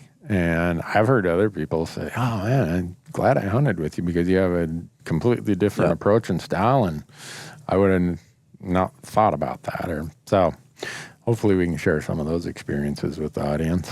I think we have a title for this episode, though. Yeah. Never trust an old man in a hurry. I'm going to write that one down. Really? 'Cause I'll forget it by this afternoon, but I'm going to write it down because that's good advice to live by. Yeah. Yeah. Because I get in a hurry. My aggressive mindset, my goal-oriented focus, mission-oriented mindset, sometimes I don't enjoy the experience like I should. And I'm the old man, not old yet, but I'm a middle-aged man in a hurry. Yeah. And if I don't slow down, I'll be the old man in a hurry and nobody will be able to trust me. So I noticed that. I took my 11-year-old fishing the other night, and we were just stream fishing for little brook trout. And if there's not a fish biting when one or two casts in a hole, I'm looking for the next hole. Yeah. And it takes him that long just to get to the hole and get his hook undone. I've already fished it out and moving on. And I finally had to stop and say, is this about you or about him? And so I just, hooked my hook on the eyelet and let him fish and just carried him along there, and said, okay, here's a good hole. Go cast in that one. But I find myself sometimes needing to slow down and not always be aggressive. But it serves you well. In certain situations, yes. The way that you call elk is very similar to how I walleye fish. And I just got done walleye fishing. If there are fish that I see on my electronics and they don't want to bite, I just call them carp and I move on. Yeah. If you don't want to play, I'm going on to the next one. Doesn't matter what they are. If they aren't biting, you aren't going to catch them. Right. So. And so I watched you kind of do this, I'm like, well, there's got to be elk in here. There's tracks or whatever. And you'd say, well, they don't want to play. We'll come back later. Yeah. Is that kind of your... Oh, totally. Yeah. I mean, if I was set out and I was the chief hunter going out to bring meat back, I would hunt differently. I mean, if I had to go out and my village was depending on me to bring meat back for dinner that night, I might hunt differently. But I want to call in an elk. That's my goal. Yeah. I want to have that vocal interaction with an elk. And if I want to have that and I want to be successful at it, I have to find an elk that's vocal. Yeah. And so that might mean walking by 10 elk that aren't vocal, the same as walleye. You know, there might be 3 state record walleyes right underneath you on your fish finder. Yeah. But if they aren't biting anything you're throwing at them, doesn't matter how big they are, you aren't going to catch them. Right. No, I'd move on to the next spot. Yep. Huh. Well, the fun part about hunting with someone like you is because you are so vocal, and I'll ask, Corey, what'd you just say to him? He'll be like, I don't know. Well, let's back up. I'm not vocal. I bugle a lot. Right. So I'm an introvert. What's the difference between saying I bugle a lot and I'm not a vocal elk hunter? Well, you said that I'm vocal. Like I just walk around talking all the time. Oh, no, I didn't mean that. All right, sorry. Clarification, folks. Corey's walking around calling all the time. Yeah. And that was an eye-opener to me. And when you said, oh, we'll come back later, I'm like, okay. Well, I mean, yeah. I do remember a particular bull in Montana that we did leave. He was bugling, and we left him and came back later. Yeah. And I missed him, but we did call him in. Yeah. Well, I think you just wanted to keep hunting. Well, unfortunately, that was our last day to hunt, so I can't use that one as an excuse that day. I did pass up a bull the first day, and that was my excuse then, was I didn't want it to be over quite that early. But boy, that bull wanted to be a TV star in the worst way. And he was. He's got his 15 minutes, not 15 seconds, 15 minutes of fame. And I'd say he's bigger this year and can be a bigger TV star, but he probably it's public land, general tag. He probably didn't make it through rifle season, but maybe not. But if he did, I'm going to shoot him this year because I'm going back there. Rifle season opens October 20th in Montana this year. And you're going back to that area? I'm going, I know how they migrate out of there. I know where they're going. So all 4 of them are going to migrate out and you're going to be ready? I'm going to shoot one of them. The population of bulls is going down 25%. Well, you're going to go from 4 to 3. Hey. Hopefully. Hopefully there's still 4 there. Well, yeah. Did we call? I think we did. You call in a bull every day. Did we? Yeah. The same one a couple times. No, there's the one you missed. There's the one from the first day. There's the one up by the ATV trail. Yeah. There's the one down in the hole where I was just praying, please, bull, don't come in. I don't want to carry one out of here. Which one was that? The little raghorn that sounded, he's a little 4x5, sounded like he's a big 7x7. Oh, that's right, down in the thick alders in the grizzly den. Where all the grizzly tracks were, yeah. So, he did come in. He did. I thought you were lying. I saw it on footage, though. He did come in. So it's, this year it's very seldom our rifle season opens that early. We're in Idaho. When does your rifle season open? The 15th in the central and southern part of the state. Northern Idaho, it opens on the 10th of October. Oh, really? Yeah. Oh, so you guys still might have some bugling. You can get some bugling, especially location bugles, the first day or two. And even if you get back in away from the crowds, even on the 15th, Isaac, I called you a couple years ago because I had no clue how to rifle hunt. And I said, hey, my son's 12 and he can't archery hunt and I need tips on the rifle hunting. And so we followed your tips and fortunately they were bugling that morning, but it was October 23rd or 24th. Wow. And we called one in, actually called both of them in. It didn't come screaming in like they do in September, but it came in to check us out and he ended up shooting a really nice 6-point. So yeah, I still credit your wisdom for that. Well, successful hunt. That's undeserved. That's rather generous of you. Well, I certainly couldn't claim any wisdom there. Wow. It is interesting to think about how many different experiences I have, and all of us have who get the blessing of hunting a lot. My son and I shot 2 bulls out of the same herd that were bugling on Halloween. Yeah. I mean, what's the odds of that? Something happened there. There was 1 or 2 cows in that herd that must have missed the first cycle and came into a second rut and second estrus. Yeah, and man, it was really, really noisy. They were not going to be deterred. Yep. And well, all right, I guess we'll have to take you out of your misery.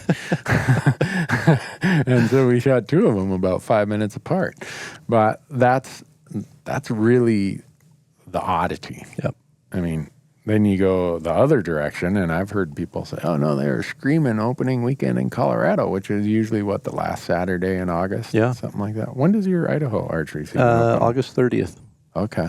So and it's kind of the same. We hunted Colorado one year, opening weekend, and we were into a bugle fest there. Really? Idaho, we've had several opening weekends in Idaho that are just incredible. I mean, aggressive bugling, big bulls. We're hunting Oregon this year for Roosevelt, and it opens, I think, August 25th or 26th, the last Saturday in August. And from what I'm told, they aren't as aggressive, yet they aren't as vocal, but they'll still talk. Really? And if an elk will talk, you can call it in. Okay, that's Corey's theory. That's my philosophy. If an elk will talk, you can call him in. I'm going to get a bumper sticker or a T-shirt, man, that says, if he's talking, he's coming in.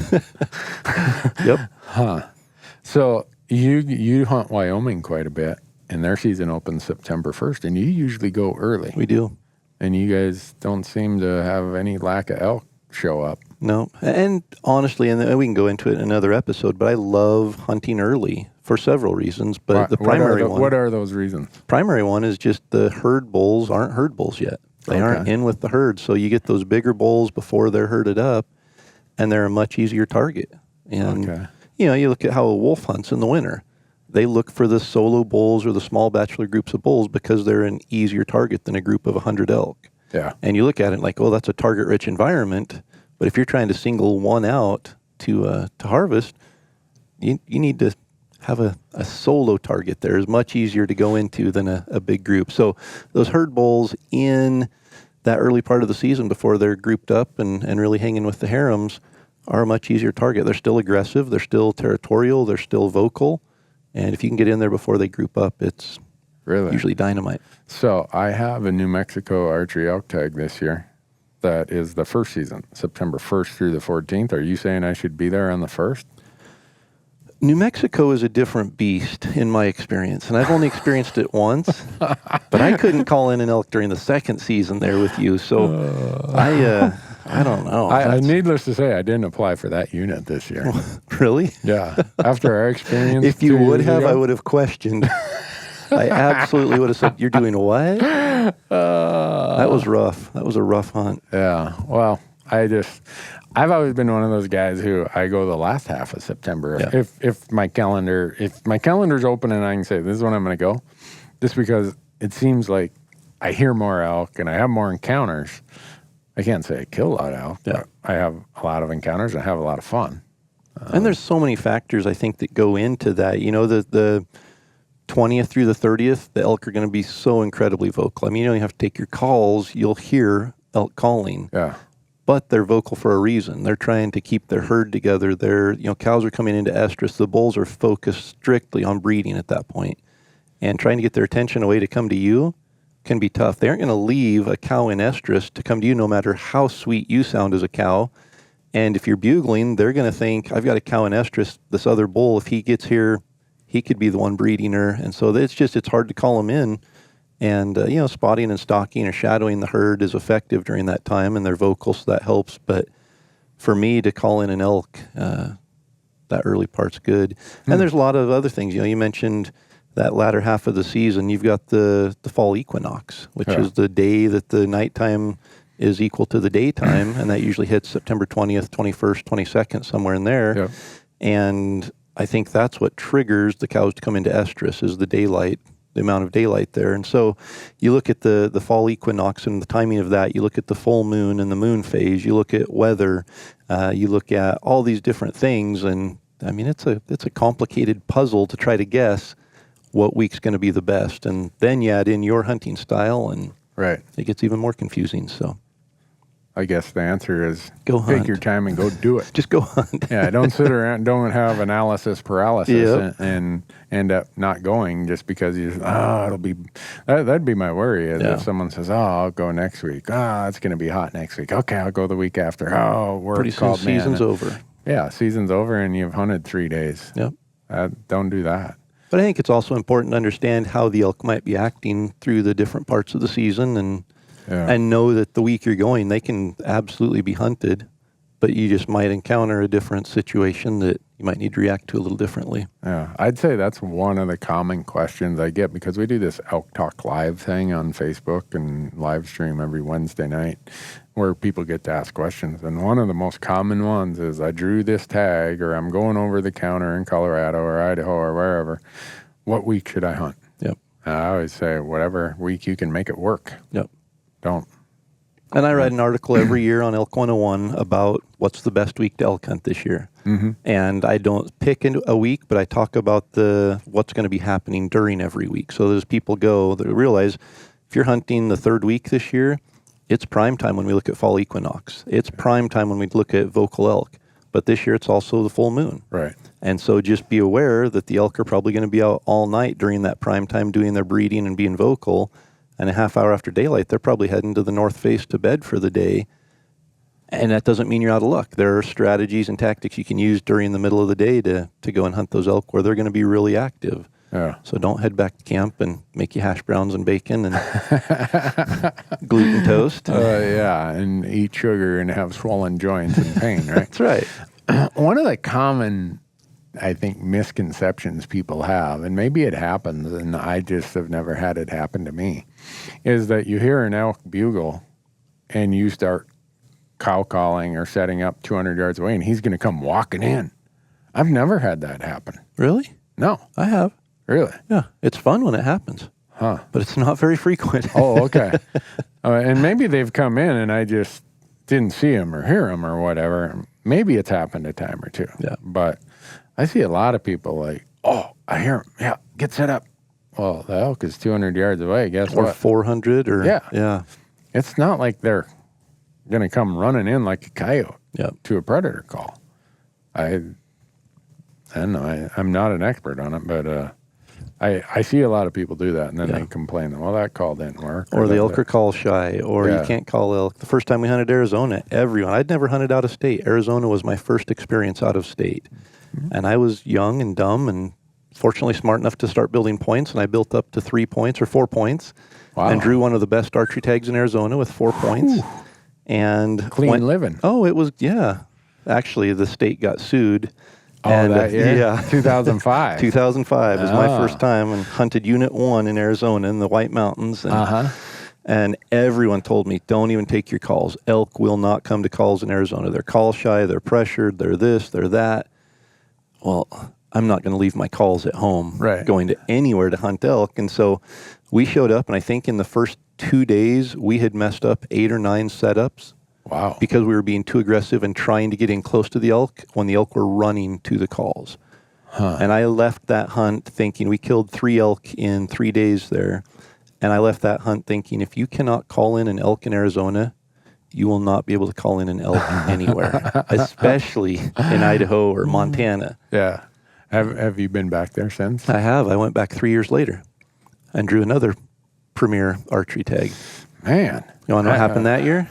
A tag application service forgot to turn in the tags, and tens of thousands of people didn't get their tags turned in or their applications turned in, and so the odds were incredibly good that year. Yeah. So I just rely on the state of Arizona to make mistakes or something. To make a mistake. Something regarding the application or the draw process to make a mistake, and I'll get a tag. Yeah. I'm back up to 11 points now, and I still haven't drawn. So really? See? Yeah. It's the law of large numbers is catching up with you. The law of averages do not bypass anyone. Yeah. Huh. I got 3 points in Arizona because I drew last year. Yep. So how do you have 3 points just drawing last year? Well, if you go to the GoHunt.com Insider, you'll know all this information, but I'll tell them. I went down and I took the Hunter Ed class. Did you? I haven't yet. That's a permanent lifetime bonus point. It never goes away. So even though I drew in 2017, you'd think my points would go back to 0. But it's a one-day class. I flew down to Vegas, rented a car, went to Kingman, Arizona. The Rod and Gun Club there in Kingman puts it on. They do 3 or 4 of them a year. And if you've taken Hunter Ed somewhere else, you then go for this one-day class. Field day, basically. Right, yeah. And it's an intensive 16 hours of, sitting there taking notes, and you got to pass at the end, obviously. It's not one of those participation trophies.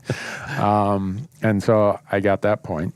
And then Arizona has the loyalty point system where if you apply for any species for 5 consecutive years and you never miss a year, you have that loyalty point. So coming into 18, even though I drawn in 17, I had my hunter ed point and my loyalty point, and I didn't draw this year, so now I got 3 points going into next year. So you can draw another late season tag. That's fine with me. Yeah. I'm like into that Arizona late season stuff. That's my style. It's the days are shorter. Yep. You get out there before the sun comes up.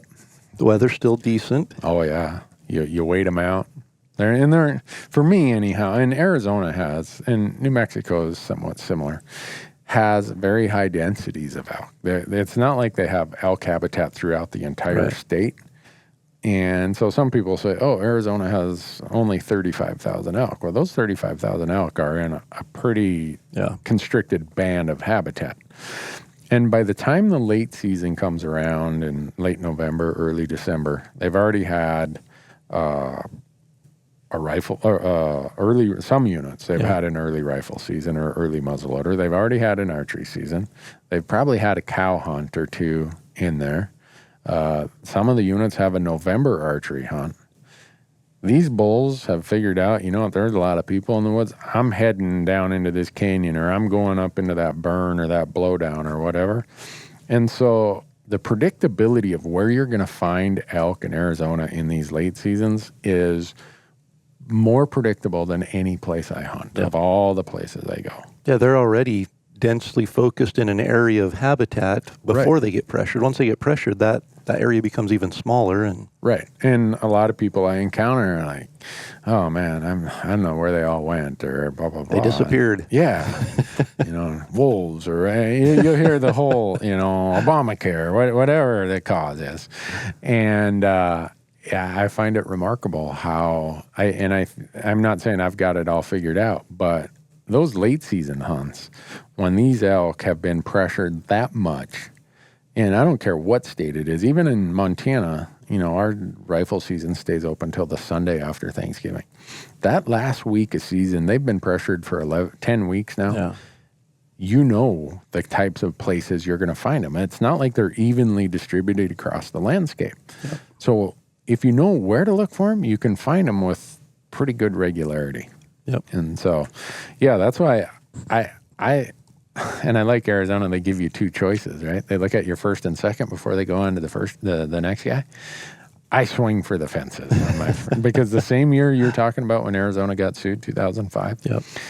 So I apply in Nevada. I've got 7 or 8 points, and in my mailbox comes a Nevada elk tag. I'm like, you got to be kidding me. Whoa, how great is this? Well, I call my buddy Jerry, who's from Williams, Arizona, right there where units 8 and 10 and 7 and all those come together. Yeah. It's like the elk mecca of Arizona. I'm like, Jerry, if I draw another elk tag, my wife's going to kill me. Oh, apply for Unit 10 early rifle. You'll never draw. Don't. That was before Arizona let you buy a point. Yeah. Like 2 years later, they converted to where you could just buy a point. And, all right, applied, didn't think anything of it. And I look at, I think back then, I can't remember if it came out late. It was like July. Yeah. Yeah. Somehow, either it came in the mail or it's so long ago, I can't remember. But anyhow, I got tag number 6 out of I think there were like 40 tags or something. Wow. I'm like, uh-oh. I mean, my excitement jumping up and down at the mailbox, doing like the icky shuffle out there. Cold cuts, give me some cold cuts. Going to get some cold cuts. Going to get some cold cuts. I'm doing the icky shuffle, and then it's like, I got to tell my wife. I hope my wife didn't see that. Yeah. I got to tell my wife. So I go in the house and feign like, oh no, like drama, like, I don't know what I'm going to do. Today's the worst day ever. Yeah, I got this other Arizona elk tag, and the extended tax deadlines, right? Like, oh man. And being the wonderful wife she is, she's like, well, I'm sure the partners will help pitch in so you can go take advantage of that. It was like, and so I told her the Nevada tag, I'm like, this is a once in a lifetime. I got to block out 2 weeks. Yeah. Well, and I told her this other elk tag's once in a lifetime. And she's like, well, how many lives you plan how on many living? lifetimes are you going to live this season? Well, then Montana comes out the week after that, and my son draws a Missouri Breaks rifle elk tag. Yeah, so in 2005, I got Nevada, Arizona early rifle in Unit 10, and a Missouri Breaks in Montana. So all 6 people who are still listening right now at this point hate us. I know. But the point of that is I started playing this point game in 1993. So people are like, how do you draw so many tags? Well, I've got gunny sacks full of points in a lot of places. And yeah, I've burned them a lot. But even now, some of the states where I've burned a lot of them, I'm starting to work my way back. I mean, Arizona, it doesn't seem hardly any time ago when I was there hunting, and I've got 11 points. Yeah. And we could draw again. We held out this year because of the moon phase, but... Oh, you did? We did. Oh, probably a good idea because of the drought. Just with the too. drought and the moon phase and everything, I'm to a point now where if I'm going to spend 10 or 15 points, I want a good hunt. Yeah. You know, before it was the experience of going somewhere different and learning some new areas. I've hunted 8 of the 10 western states for elk, and there's some incredible elk hunting out there. Yeah. But if I'm going to take 10 or 15 years of investing time, and there's no doubt there's money invested into building points. Right. I want it to be a special hunt. Yeah. Well, that's where you and I are lucky. We live in states where we get to hunt elk every year. Yeah. I mean, Idaho, we can buy 2 antlered elk tags. You can? We can. Yeah, we can go down to the Walmart and buy an elk tag for $31.50 or whatever it costs as a resident. Yeah. And if we're willing to pay the non-resident price, we can buy a non-resident antlered elk tag for the exact same unit or any other unit. And we can go out and we can shoot 2 elk in one day with 2 tags in our pocket. Man. And not have to travel out of state. Yes, it's $416 for a non-resident tag. You're not going to get a lot of sympathy from the non-resident listeners when you say $416. They're going to be like, oh. Yeah. I get a hunt from home for 2 elk for under $500 in tags and license. Wow. I didn't know that. I knew they did that for deer. I didn't know they did that for elk. Elk's the same. So I could buy an archery elk tag, and I could also buy a rifle elk tag and hunt archery and rifle. Or I could hunt 2 elk during archery season. Wow. Well, that's where I think anyone who lives in a state where you can do in your backyard elk hunts every year, like Colorado, Wyoming, Montana, Idaho, Oregon, we have a little bit different strategy. We can swing for the fences, or we can hold our points or whatever for what we think might be the perfect year, the perfect conditions, because it's not like we're not going elk hunting. Yep. We're going to hunt out the back door every day. And so that does give us an advantage. Yeah. All right. Yeah, that's another confessional statement there. Yes, we're spoiled. We are. And I'm sure someone living in Iowa listening to this is like, yeah, you damn right. You're spoiled, banging on the dash of their cars. They're like, you guys have no idea what it's like. So I try to be cognizant of that as I'm talking to people about elk hunting. And I get it if people say, no, I'm saving my points. And I tell them, if you're saving your points, then if you can, while you're building points, still go hunt elk somewhere. And I was talking to Chad this morning walking up the stairs here about that same thing. I would go to Arizona and do elk calling seminars. Mm-hmm. And people would come up afterwards and say, I've only got 6 points, so it's going to be another 6 years before I draw. But when I do, I want to buy some elk calls. Mm-hmm. And they had no desire and no plan to go elk hunting until they draw their once-in-a-lifetime tag in Arizona with 12 or 15 points. That is their first elk hunting experience. They go out, they get all serious that summer and go out on their first elk hunt after dropping 15 points on a tag. No experience, no success under their belt. Yeah. And the odds of being successful on that hunt are so incredibly low that I think that's what you were alluding to. Buy an over-the-counter tag in Colorado or Idaho or anywhere. And go. And just go. Just go be in elk country and get the experience and realize, okay, these mountains are steep. I need to be in better shape when I draw that tag with 15 points so I don't sit in camp for a week and a half and wish I'd gotten better shape or whatever it is, but experience it. Yeah, and there's so many things that translate. Even if you're going for a cow elk hunt, there are so many things that translate to that, to hunting bull elk. I mean, if it's your first hunt, well, first of all, are you going to find any better meat on the mountain than a cow elk? And you're still going to have all the things about the logistics of camps and reading land ownership, surface ownership, navigating that.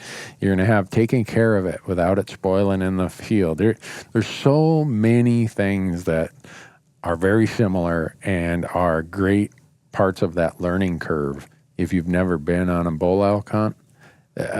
Sometimes people almost sound apologetic. Well, I'm going cow elk hunting.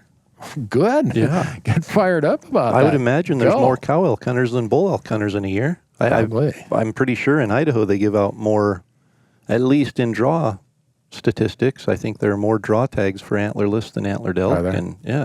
Yeah, in Montana now, a lot of our general units, they've converted them to either sex tags. So, people be like, I ended up shooting a cow. You should be dancing in the street, man. Yeah.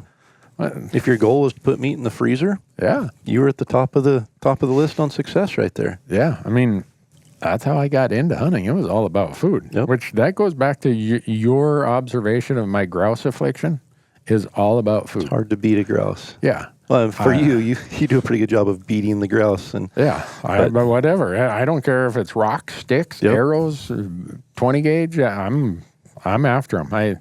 20 gauge.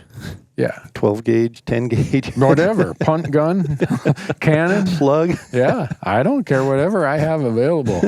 And that goes back to growing up. Grouse were like, you didn't ever flush a grouse. I was like, why would you flush one? You're more than likely going to miss. Well, and then you're going to put pellets all out. I mean, we hunted grouse with 28-inch full chokes. Which you talk to, some sophisticated grouse hunter with all of his decked out tweed and, his $8,000 dog.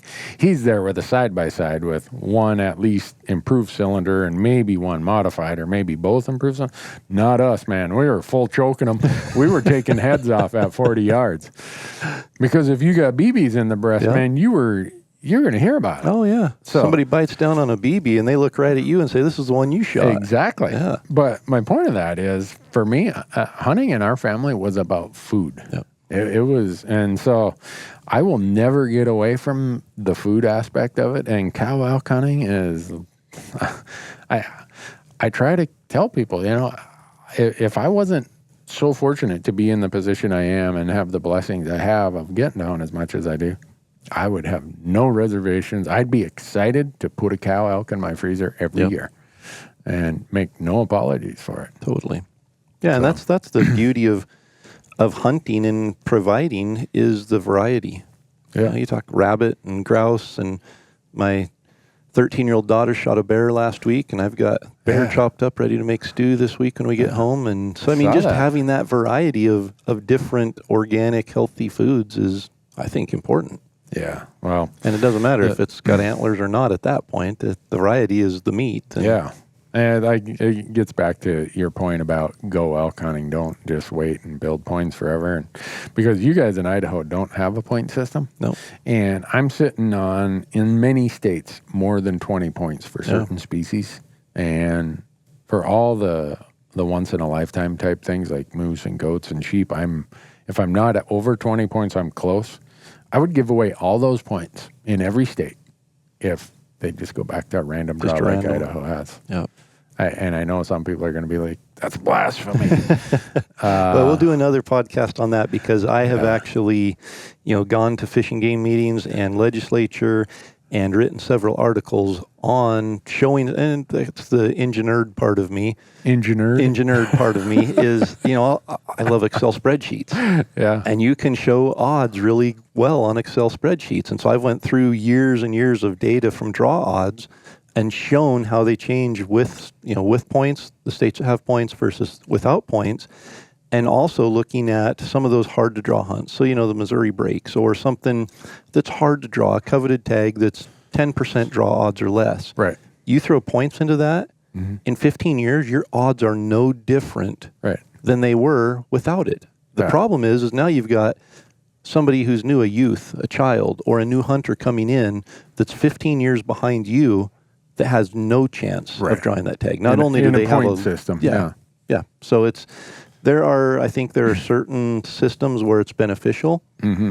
But if you are looking at point system as your go-to to be guaranteed a tag, unless you get in on the ground floor, Right. it's not going to help you. Yeah. Well, I was lucky to be in on the ground floor, and not completely, but Yeah. If you have Close. 20 points, there's not many states that have been around right. doing points for more than 20 years. I sat on the Montana committee that came up with our point system. That was in 1999, I believe. So I'd have been 35. And I was the youngest person on that committee by 15 years. And when I suggested that we keep half of the tags out of the point system as a general, like just, random draw, you would have swore that I was there promoting some sort of illegal and immoral activity. Everyone's like, what? I need 3 more limited entry bull elk tags before I die. And I still think that was detrimental to, at least for certain hunts where if you have very few of the tags, what difference does a point system make if everyone's got the same number of points? Other than the people who don't, the young people who've been coming in, all it is it's just punitive to them. It's not beneficial really to anyone else. And in Montana, as if we didn't have it kind of askew bad enough, we decided to square our points. Like, I don't know, 5 years ago, the legislature passed a bill. Well, I commented that I thought that was a stupid idea. I thought I was going to get beat up. What good does it do? All of us have now, I think 18 is the maximum sheep points in Montana. If 10,000 residents all have maximum sheep points, what good does it do to square them? So what's 18 times 18? 300 and... Whatever. Yeah. I don't know what it is. 316. I don't know. But anyway, you take that and you break it down for those 10,000 people, your odds are the exact same as if it was no points. Right. And that's after 18 years of applying. Yes, you have a slightly better odd than somebody getting in at ground level. Right. But yeah, it just, and for once in a lifetime, it might make sense in some states, in some areas, but points only work and you're able to predict that you're going to draw points if there's preference points, which like Colorado, if you have the most points in the draw, you are going to draw that tag. Right. But in Colorado, I started putting in for Unit 2 and Unit 10, 201. This was 15 years ago. And it took, I think, 5 or 6 points to draw as a non-resident. Yeah. You can't draw that tag as a non-resident now. Right. Unless you have max points, which is 20-something. Yeah.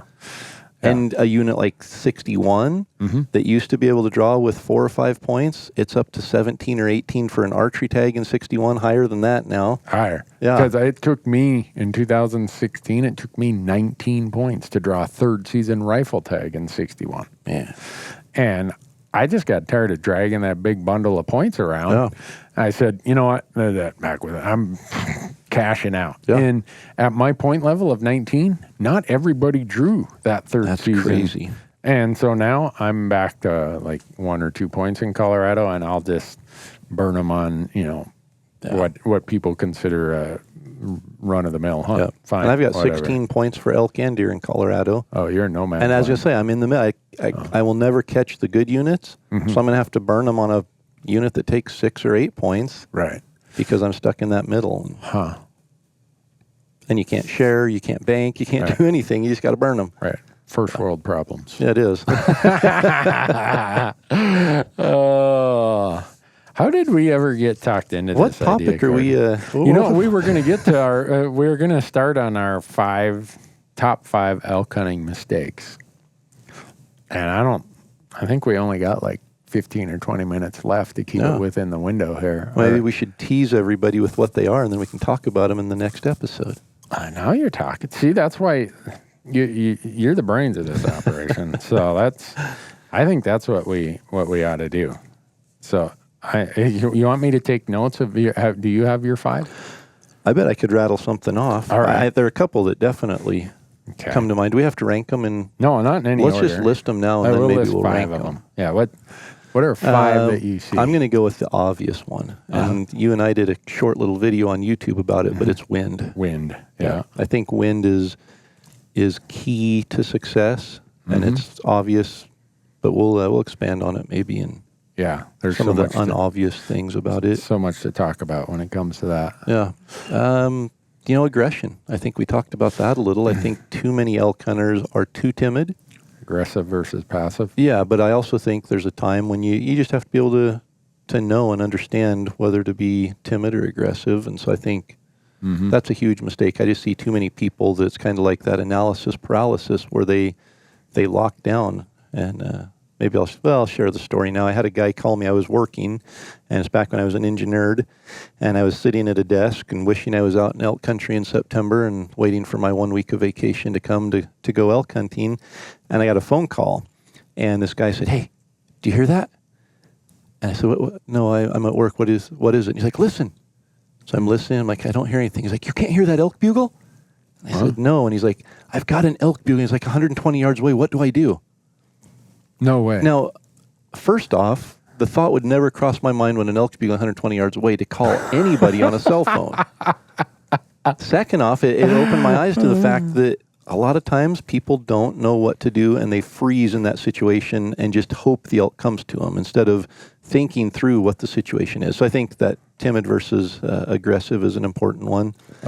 Another mistake is, I don't know if it's the most important, but it's definitely the one that has the most things to talk about, and that's the setup.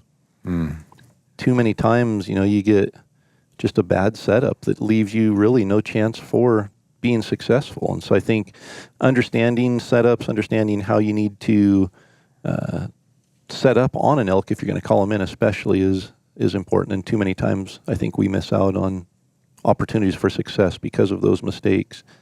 Wow, you're rattling off. Did you rehearse this, Corey? I mean, no, I showed up here and you said, "Here, put the headphones on. We're starting. Here's the notes." And all right. So you've given 4: wind, aggressive versus passive.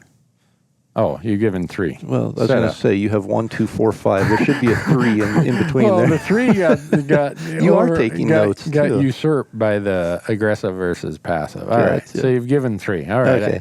Another one I think would be to have backup plans.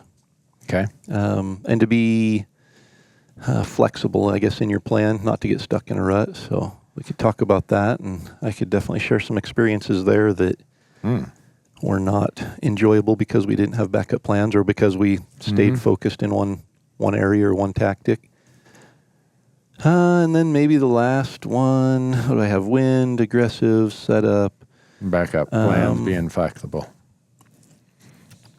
I think calling. Let's talk calling and the mistakes that we make calling, because that really for me. I think that's my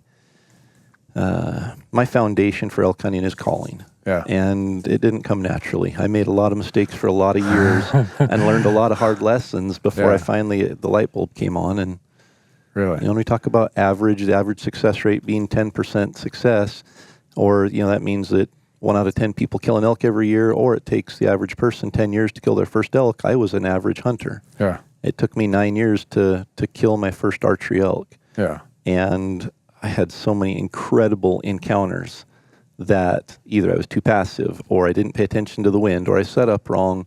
But the light bulb clicked on calling when I finally realized what it takes to call in an elk and how easy it really is.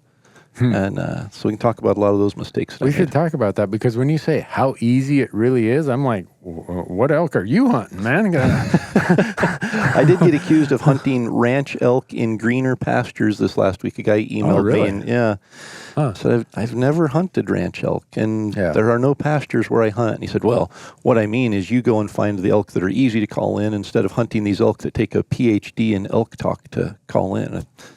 Well, yeah. Well, that's why you don't hunt right next to the trailhead. Those elk have a PhD. They're teaching the other elk. They're the professors of human hunting pressure.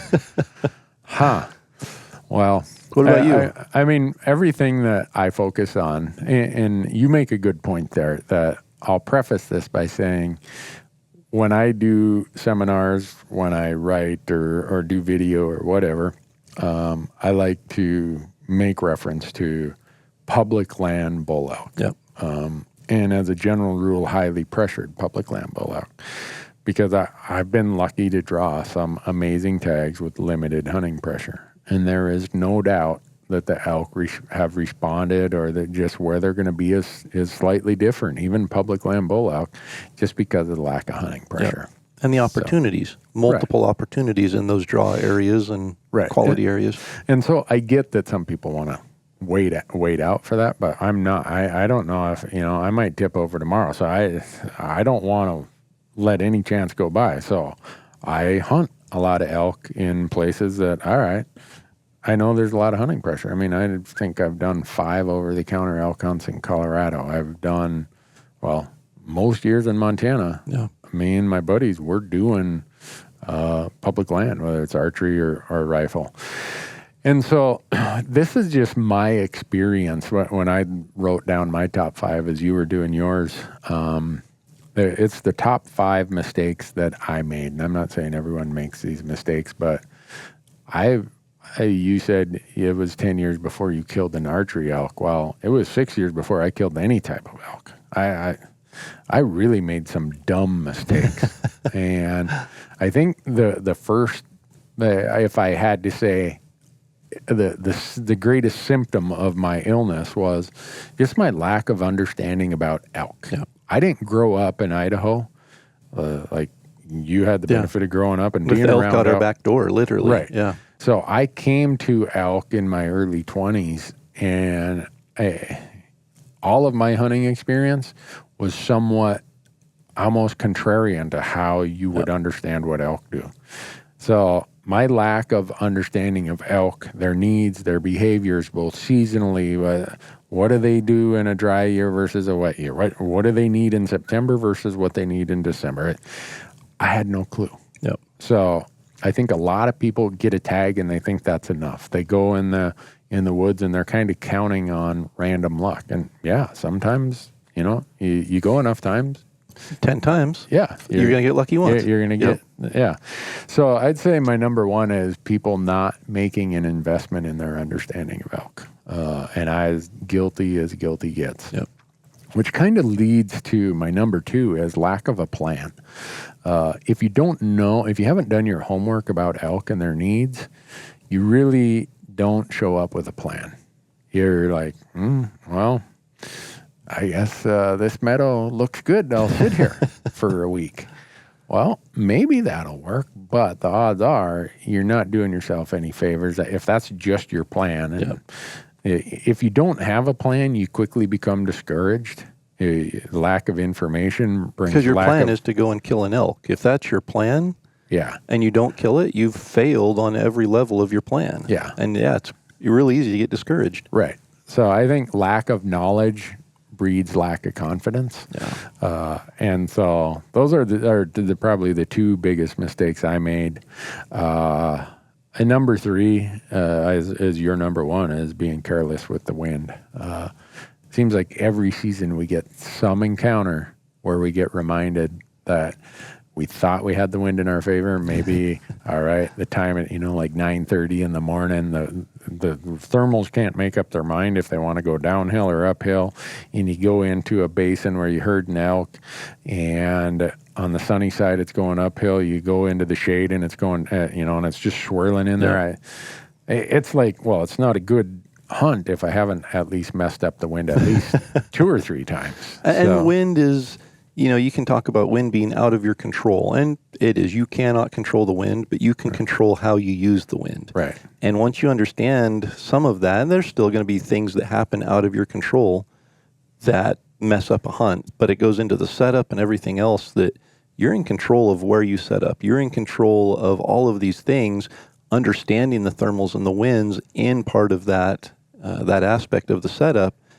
You can really take control of that situation. Yeah. And like I said, it's probably the most important topic that we can talk about. And there's volumes that can be written just on wind and thermals. Yeah. So that's my number 3. Number 4 is, and again, I was guilty of this, an emphasis on gadgets and gizmos. I was getting frustrated, and I was being lazy about it. I thought these, the greatest this or that, or the new this or the new that was in a magazine advertisement or something, that's going to solve my problem. So you're saying gear doesn't make you successful? Is that? Not all gear makes you successful. Some certainly makes you more Contributes to comfortable it, yeah. and allows you to hunt more effectively. But I was like this guy who, if I spend enough money on gear and I carry a whole gunny sack full of doodads, Yep. sooner or later I'm going to kill an elk. And that was just me being lazy, not wanting to spend the time to build my elk knowledge, invest in myself Yep. about elk, what they need. Again, I keep saying that, what they need, how they behave, how they react, how they respond.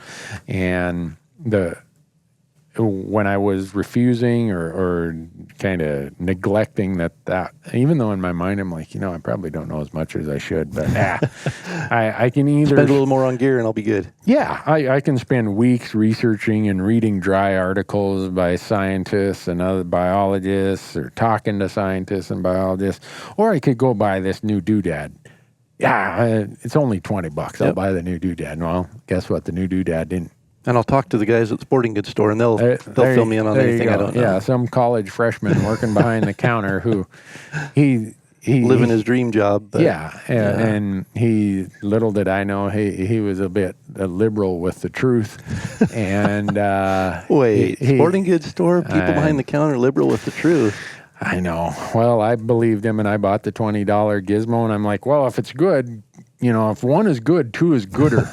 So let me get two of them, kind of mindset. So I think for me, emphasis and reliance on just all this gear and gadgetry. Yep.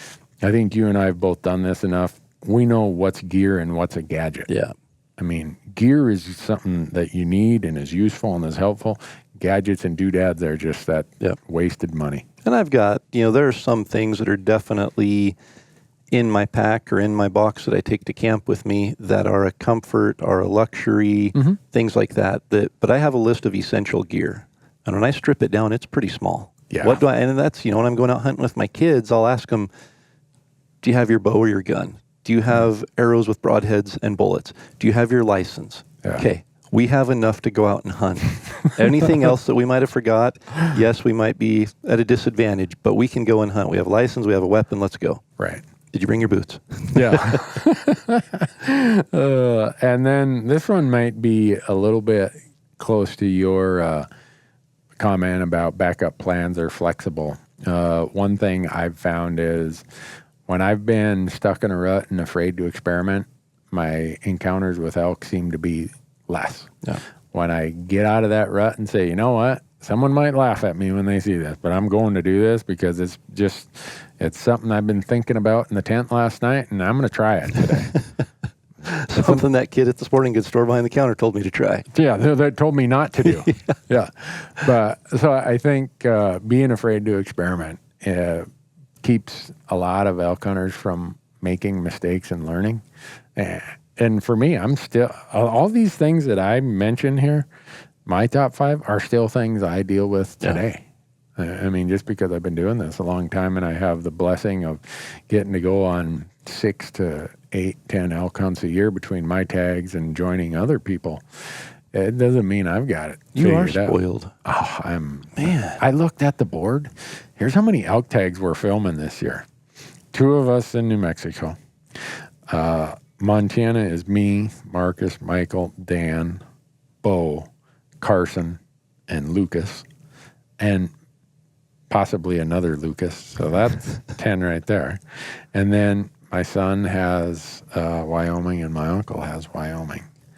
So we're 11 or 12. And then Lorenzo's Arizona. So we've got 13 elk hunts, 13 elk tags I'm going to be part of trying to fill this year. Your back's going to be sore.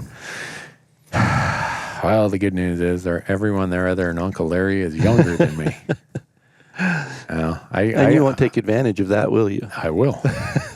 Yeah. Hey, guys, I'm going to run into town. I know there's a Dairy Queen. I'm going to have a cooler full of dilly bars waiting for you at the truck when you get that elk packed out. Yep. Well, and this is another thing. People comment on this when they see our footage out on YouTube or Amazon. They're like, why are you always doing the gutting and gilling? Well, it's one of my favorite parts of the hunt. I mean, I usually tell a guest hunter, look, here's the deal. You get first shot, but if you kill something, you're going to have to get out of the way because this is what I live for. Yep. I love to gut and gill. And there's an advantage to it. Right. Because after you've been doing all the carving and you're doing all that, you kind of sit down and you ache and you stretch, and all the younger guys are like, well, you've done all the hard work. Let me carry that hind quarter. Well, if you time it just right. See, I hunted with a guy from West Virginia, Tennessee.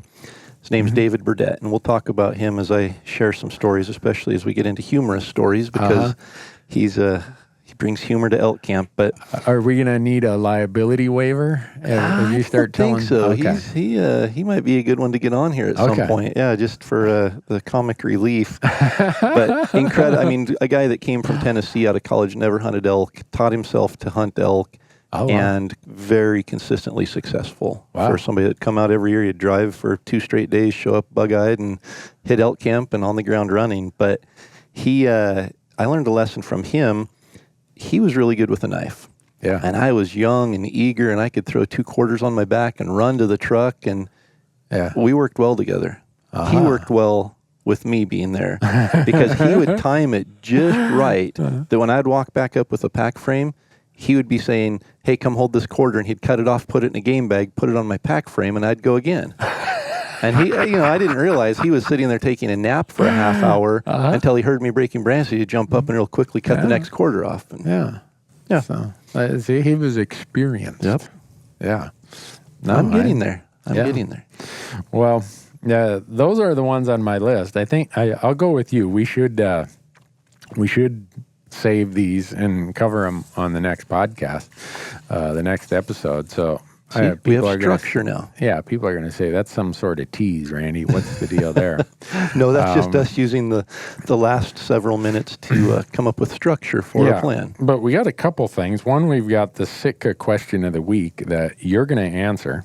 Putting me on the spot. But before we get to the Sitka question of the week, as part of this, because the Elk Foundation is such an important part to elk hunting, we want to talk about some of their mission work and at least make some mention of it in every episode. And in this one, I've found that if you give someone a tangible example, they understand, oh, that's what my volunteerism or my advocacy or my money is doing for elk, for me. It makes it something that they can relate to easily. And so over the course of doing these podcasts, we're going to talk about projects in every state that we can think of. But the one that comes to mind, having talked to the folks here in the lands department and said, hey, real quickly, give me a project that you did that you think has been beneficial to elk and elk hunters. They're like, oh, New Mexico, Alamosita Creek. I'm like, okay. And so what that is it's a project just not far from Pie Town, which if you've ever been to Pie Town, there's like 3 little pie shops there. That's why they call it Pie Town? Yeah. Well, I don't know if that's why they call it Pie Town. But is it really named Pie Town? Pie Town. Yeah, it's between Quamato and Daddle. I've been to Daddle, right? Yeah. Okay. But I think, how did we not stop at Pie Town? I don't know.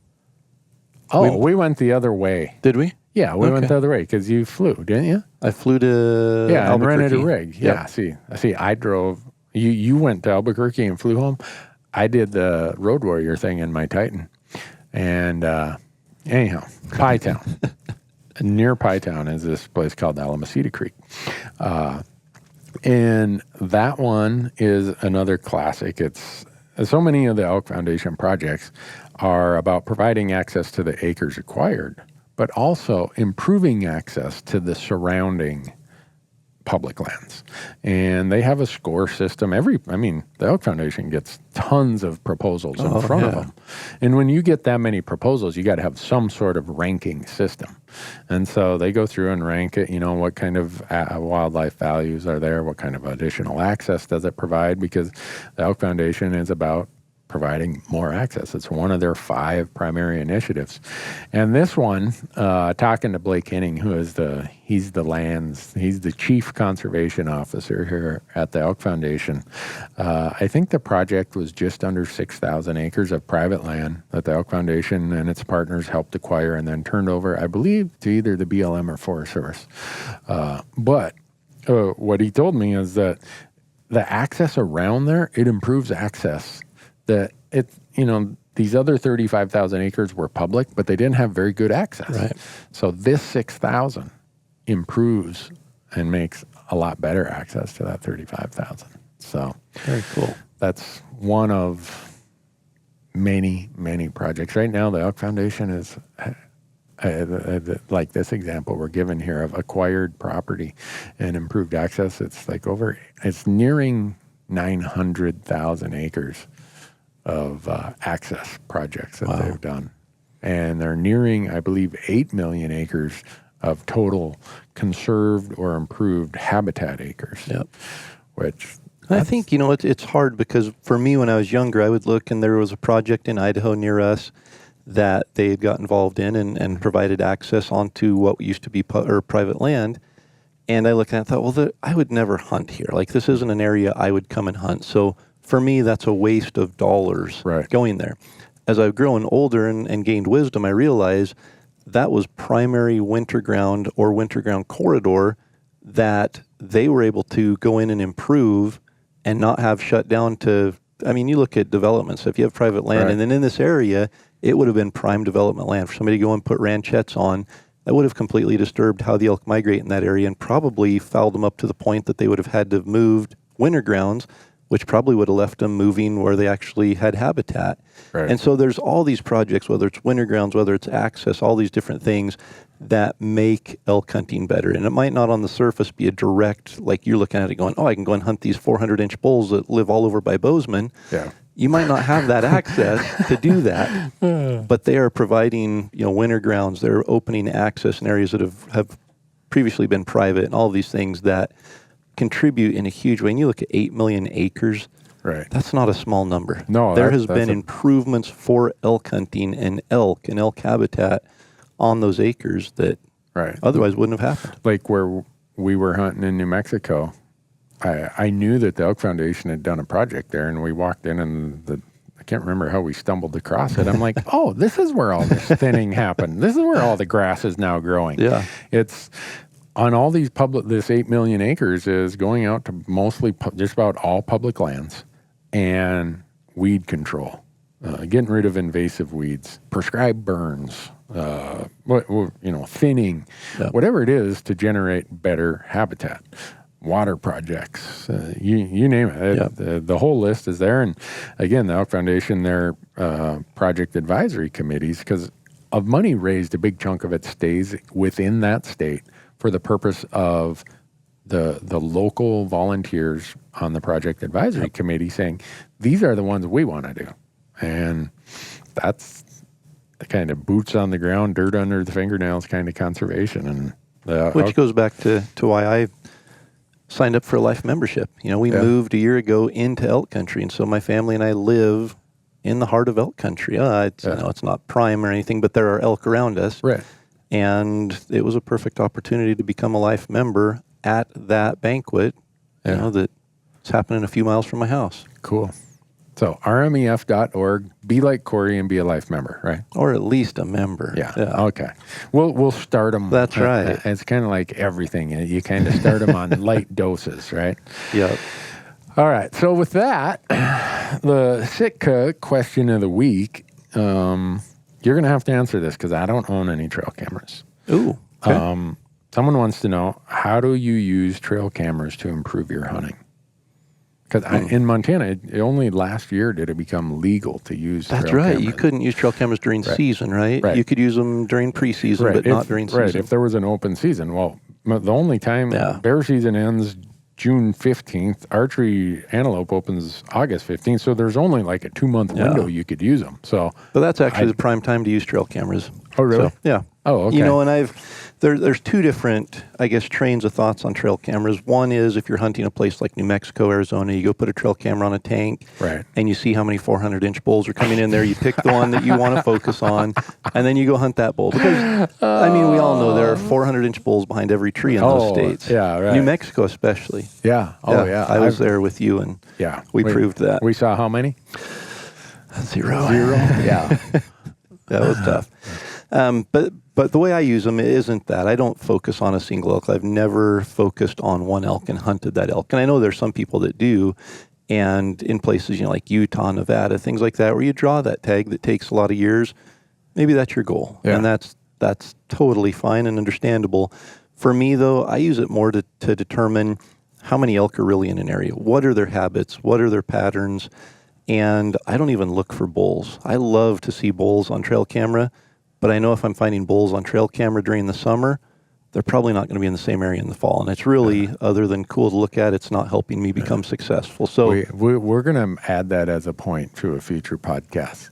The number of people I hear who say, oh, I got them on my trail camera, and then they go back in September, October, November, and that's like, where'd they go? Yeah. You just said, you take for granted that everybody knows that. Yeah. But that's great interesting that you, when you get bulls on trail cameras in places like Idaho, you don't give it all that much weight. They might move 15 or 20 miles when the rut kicks in. These bulls might literally move down a canyon 15 or 20 miles to where the rut actually happens. Yeah. And so if I'm up in the high country in the summer looking for bulls and I find them, there's a really good chance they're not even going to be anywhere in the vicinity come September. So what I'm looking for are the cows, because where the cows are in June, July, August, that's typically where the rut's going to happen. Yeah. And the cows will move up from their winter ground.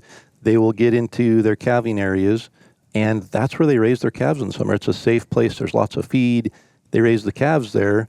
Well, lo and behold, the rut kicks in, and that's where they're at. And so if I can get in and find huge groups of cows, I usually don't put out trail cameras until the first part of July. Okay. And, the cows have had their calves. I'm not in disturbing that or anything. And I put them out 4th of July weekend, somewhere in there. And then by the 15th of August, I've found pretty much everything I need. And I don't usually check them until about the 15th of August. And as long as I'm getting lots of cows on trail camera, and I'm talking, I love to see groups of cows of 15 to 25, 30 cows, because I know that there's going to be multiple bulls coming into that area. It's not going to be one bull that comes in there and takes all those cows. There'll be multiple bulls that show up. And so I find those big groups of cows, and then September 5th, I just sit back in my lawn chair and wait for the bugles to start, and then I go chasing. I've been with you chasing bugles. There was no lawn chairs involved. There's a lot of track shoes involved. We do run and gun. So, So trail cameras help me find the cows and determine the areas that are holding the most cows, which will turn into the most bulls. And as far as how to set them, some states allow you to put out bait. In Idaho, you can't hunt within, I forget the distance, but you can't hunt around bait for deer and elk. Yeah. In Oregon, you can. You can put up a salt lick. You can dump salt on the ground and climb up in a tree stand and hunt that pile of salt. Really? I did not know that. Arizona, you can put out minerals. And, so there are ways to attract animals to certain areas. Typically, I'm looking for either really good feed and water close by, good, well-used trail. Yeah. And that's going to tell me pretty much what I need to know with the cameras. Because right now I'm reading a lot of chatter about the Arizona Game and Fish Commission is thinking about making changes to their trail camera rules. Really? Yeah. Have you ever seen some of those tanks in Arizona? Yeah. When I had my tag last year, there was one tank that still had water. And we went down to water the llamas and look for tracks, do the normal thing. And I'm like, man, I got to go pee. And it took me a long time to find some safe space. Yeah. I mean, it's like, oh, there's a trail camera. Oh, there's one there, there's one there. And then, like, up on the rim country in Arizona, and the same can be said in Nevada or Utah or southwest Colorado or New Mexico, where it's really arid and water is a constricting resource. The number of trail cameras near a water source is really intense. Yeah. And so I've not really paid that much attention to it. I've read some of the comments. I guess part of the concern is it's not so much the cameras themselves, it's that the continual activity of humans coming in there to check trail cameras is displacing or keeping wildlife from using the water source. And I don't know if that's true or not, but that's the argument that I guess is being made down there. You just look, elk don't like activity. No. They don't like pressure. And if you've got a four-wheeler coming in 4 times a day, different people checking. I've seen a tank with a post, a 4-inch or a 6-inch wood post next to the tank with probably 12 or 14 trail cameras on that one post. Yeah. And who knows, what was around it in the junipers and stuff around there. So that's not how I use trail cameras. Yeah. But it's effective, and especially, you get the outfitters and stuff in some of those areas that their clients want to know what elk is in that area, and they want to focus on a specific animal, and that's how they do it. Right. Well, I'll let Arizona sort that out. Since I don't even own a trail camera, for me, it's like a discussion going on out there that's just static. It's a test pattern on the TV and I screen. love it's. I don't know. It's kind of like shed hunting. Shed hunting I don't do that either. And that's, for me, it's like an adult Easter egg hunt. I just never grew up, and I was like scurrying around in the mountains looking for something that nobody else has found. And trail cameras there's an anticipation when you walk in to check a trail camera. It's like, what was here when I wasn't here? Yeah. And we'll put them out in September. We'll find an active wallow, and I usually carry a trail camera. I've just got these little tiny, they're stealth cam. And I just carry one in my backpack with a memory card and a bunch of batteries. And if I find a wallow that's really active, I'll put it up. And during the week while we're hunting there, I'll just leave it. And then I'll come back at the end of the hunt just to see what was there. And we did it last year in Wyoming. There was a wallow on the road, and it was a rough, 2-track type road. Yeah. But there was a wallow 6 feet off the road. Wow. And we drove up that morning to go, and we were hunting with Trent and Cody from Born and Raised and Land of the Free Project. And I stopped in the dark and tied a trail camera to the tree, and we took off up the canyon and hiked in there. Trent shot his bull, and we packed it out, and Dirk and I came out, got the trucks, and drove around the mountain to meet everybody, and stopped and checked the trail camera. Or didn't check it, just put it in the truck. We got back to camp, and I thought, I should check and see, and we knew nothing would. It's on a road. We drove up there. Probably one of the biggest 6-point bulls we saw the entire hunt. Came in at 9 o'clock in the morning and wallowed right there next to the road, and we have video on the trail camera of it. So, well, there you are kind of a contrarian to all the studies at the Starkey Experimental Forest Research Project that explain how elk respond like roads. to roads. Yeah. One anecdotal observation recorded on camera, and now all the research is out the window, Corey. That's thanks for nothing. Like medical, right? Yeah. One thing proving it wrong, and it's gone. Can't be that. Come up with another theory. Yeah. Well, folks, we've kept you a long time, or do you want to keep them longer? Or should we? Let's keep them coming back. Oh, all right. That's better. We might have already destroyed it. They say first impressions are important. Yeah, we did ramble a bit. I'm worried that our first impression was really, really poor. But if we ramble, we came up with topics. Now we have topics to talk about in the next episode. Yeah. So episode 2 is the one that maybe we should just say at the beginning. Folks, this is the formality. You really want to listen to episode 2. Yeah. Skip number 1. Never trust an old man in a hurry. We took our time in this one. Well, with that, folks, are we good to call it a wrap, Corey? Let's wrap it. All right. So episode number 2. We're going to try to get through each of our 5 points of the 5 common elk hunting mistakes. Or mistakes to avoid, or things to overcome to create success. For me, it's going to be like confession. I'm not Catholic, but it's really going to be a confessional sort of event. Yeah. And I'm going to have so many stupid stories. Well, I could tell some stories on you. You could, I'm sure. And then you could tell some stories on me about being too aggressive, and I don't even see grouse sitting in the trail. I know that is a very, very critical part. I mean, if I'm going to criticize your hunting, it's how many grouse you walk by in a day. That's unacceptable. I know. I'm working on it. All right. So, with that, folks, thanks for listening. Yeah. Thank you. We'll catch them in episode number 2 in 2 weeks. Yep. Watch for it. And how do they subscribe? All that. Yeah. You better tell them that, because I'm a podcast newbie. So, if you have an iPhone, I mean, the odds are they're already listening to this. But for your friends who you're going to share this with, right? If you have an iPhone, the iPhone has an app that you just go out to iTunes. There it is, Elk Talk Podcast with Corey and Randy, presented by the Rocky Mountain Elk Foundation, or Google Play will have it. And that's for people who don't have an iPhone? Right. Okay. For Droid people like me. Okay. Really, the better place to get it is Stitcher for us Droid people. or any of the multiple podcast apps that are out there. I've heard people talk about Podbean. Yeah, Podbean. It'll probably be on iHeartRadio. Well, I use Podcast Addict. It's the podcast app that I use for listening to podcasts. So it's out in any of those places. And if they want to go to our website, and we're actually going to embed them, right? Yep. So they can watch them on the website. All the podcasts will be there at elktalkpodcast.com. Are we going to let them? Is that like am I having trouble saying that? Or Elk Talk Podcast? It just seems very choppy. It must be it is. The consonants there. Yeah, we were going to call it ET.com, but the ET was this movie back in the 80s. ET photo. ET photo. ET photo. Certainly even the millennials have watched ET. I've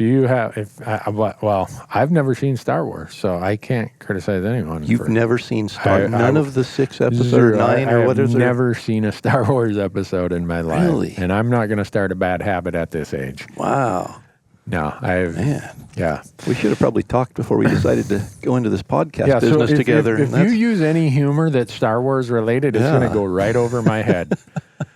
But so we got that. That's where they can get it. Are we going to put this on YouTube? But we might as well. We're recording. Yeah, there's. It's on video. Red light. We did hit record. I did see the red light on there. Excellent. Are we going to have our own YouTube channel, or are we going to put it on each of our channels? I don't know. All three? Yeah. All right. Okay.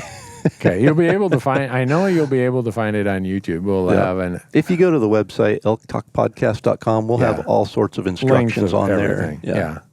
But if we let them provide comments, be ready. Yeah.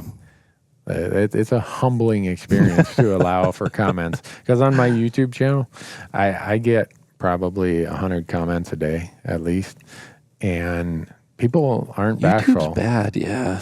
But if people are out there using improper language, or they're just there to raise trouble, toast them. That was an awesome sound effect, and that was real. Gone. That was natural. Out of here. Yep.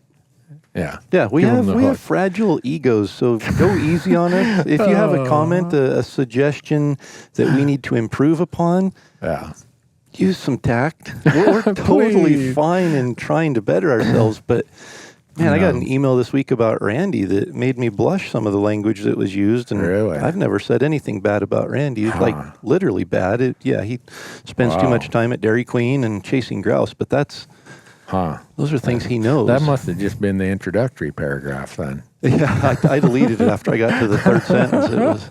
I thought if anybody feels that way about Randy, we don't see eye to eye. So yeah, well, I appreciate your defense of my honor. I didn't defend anything. I didn't put my reputation on the line. I just deleted it and moved on. Well, what's the old saying in the accounting CPA world is, if anyone's going to jail, it's a client. Yeah, exactly.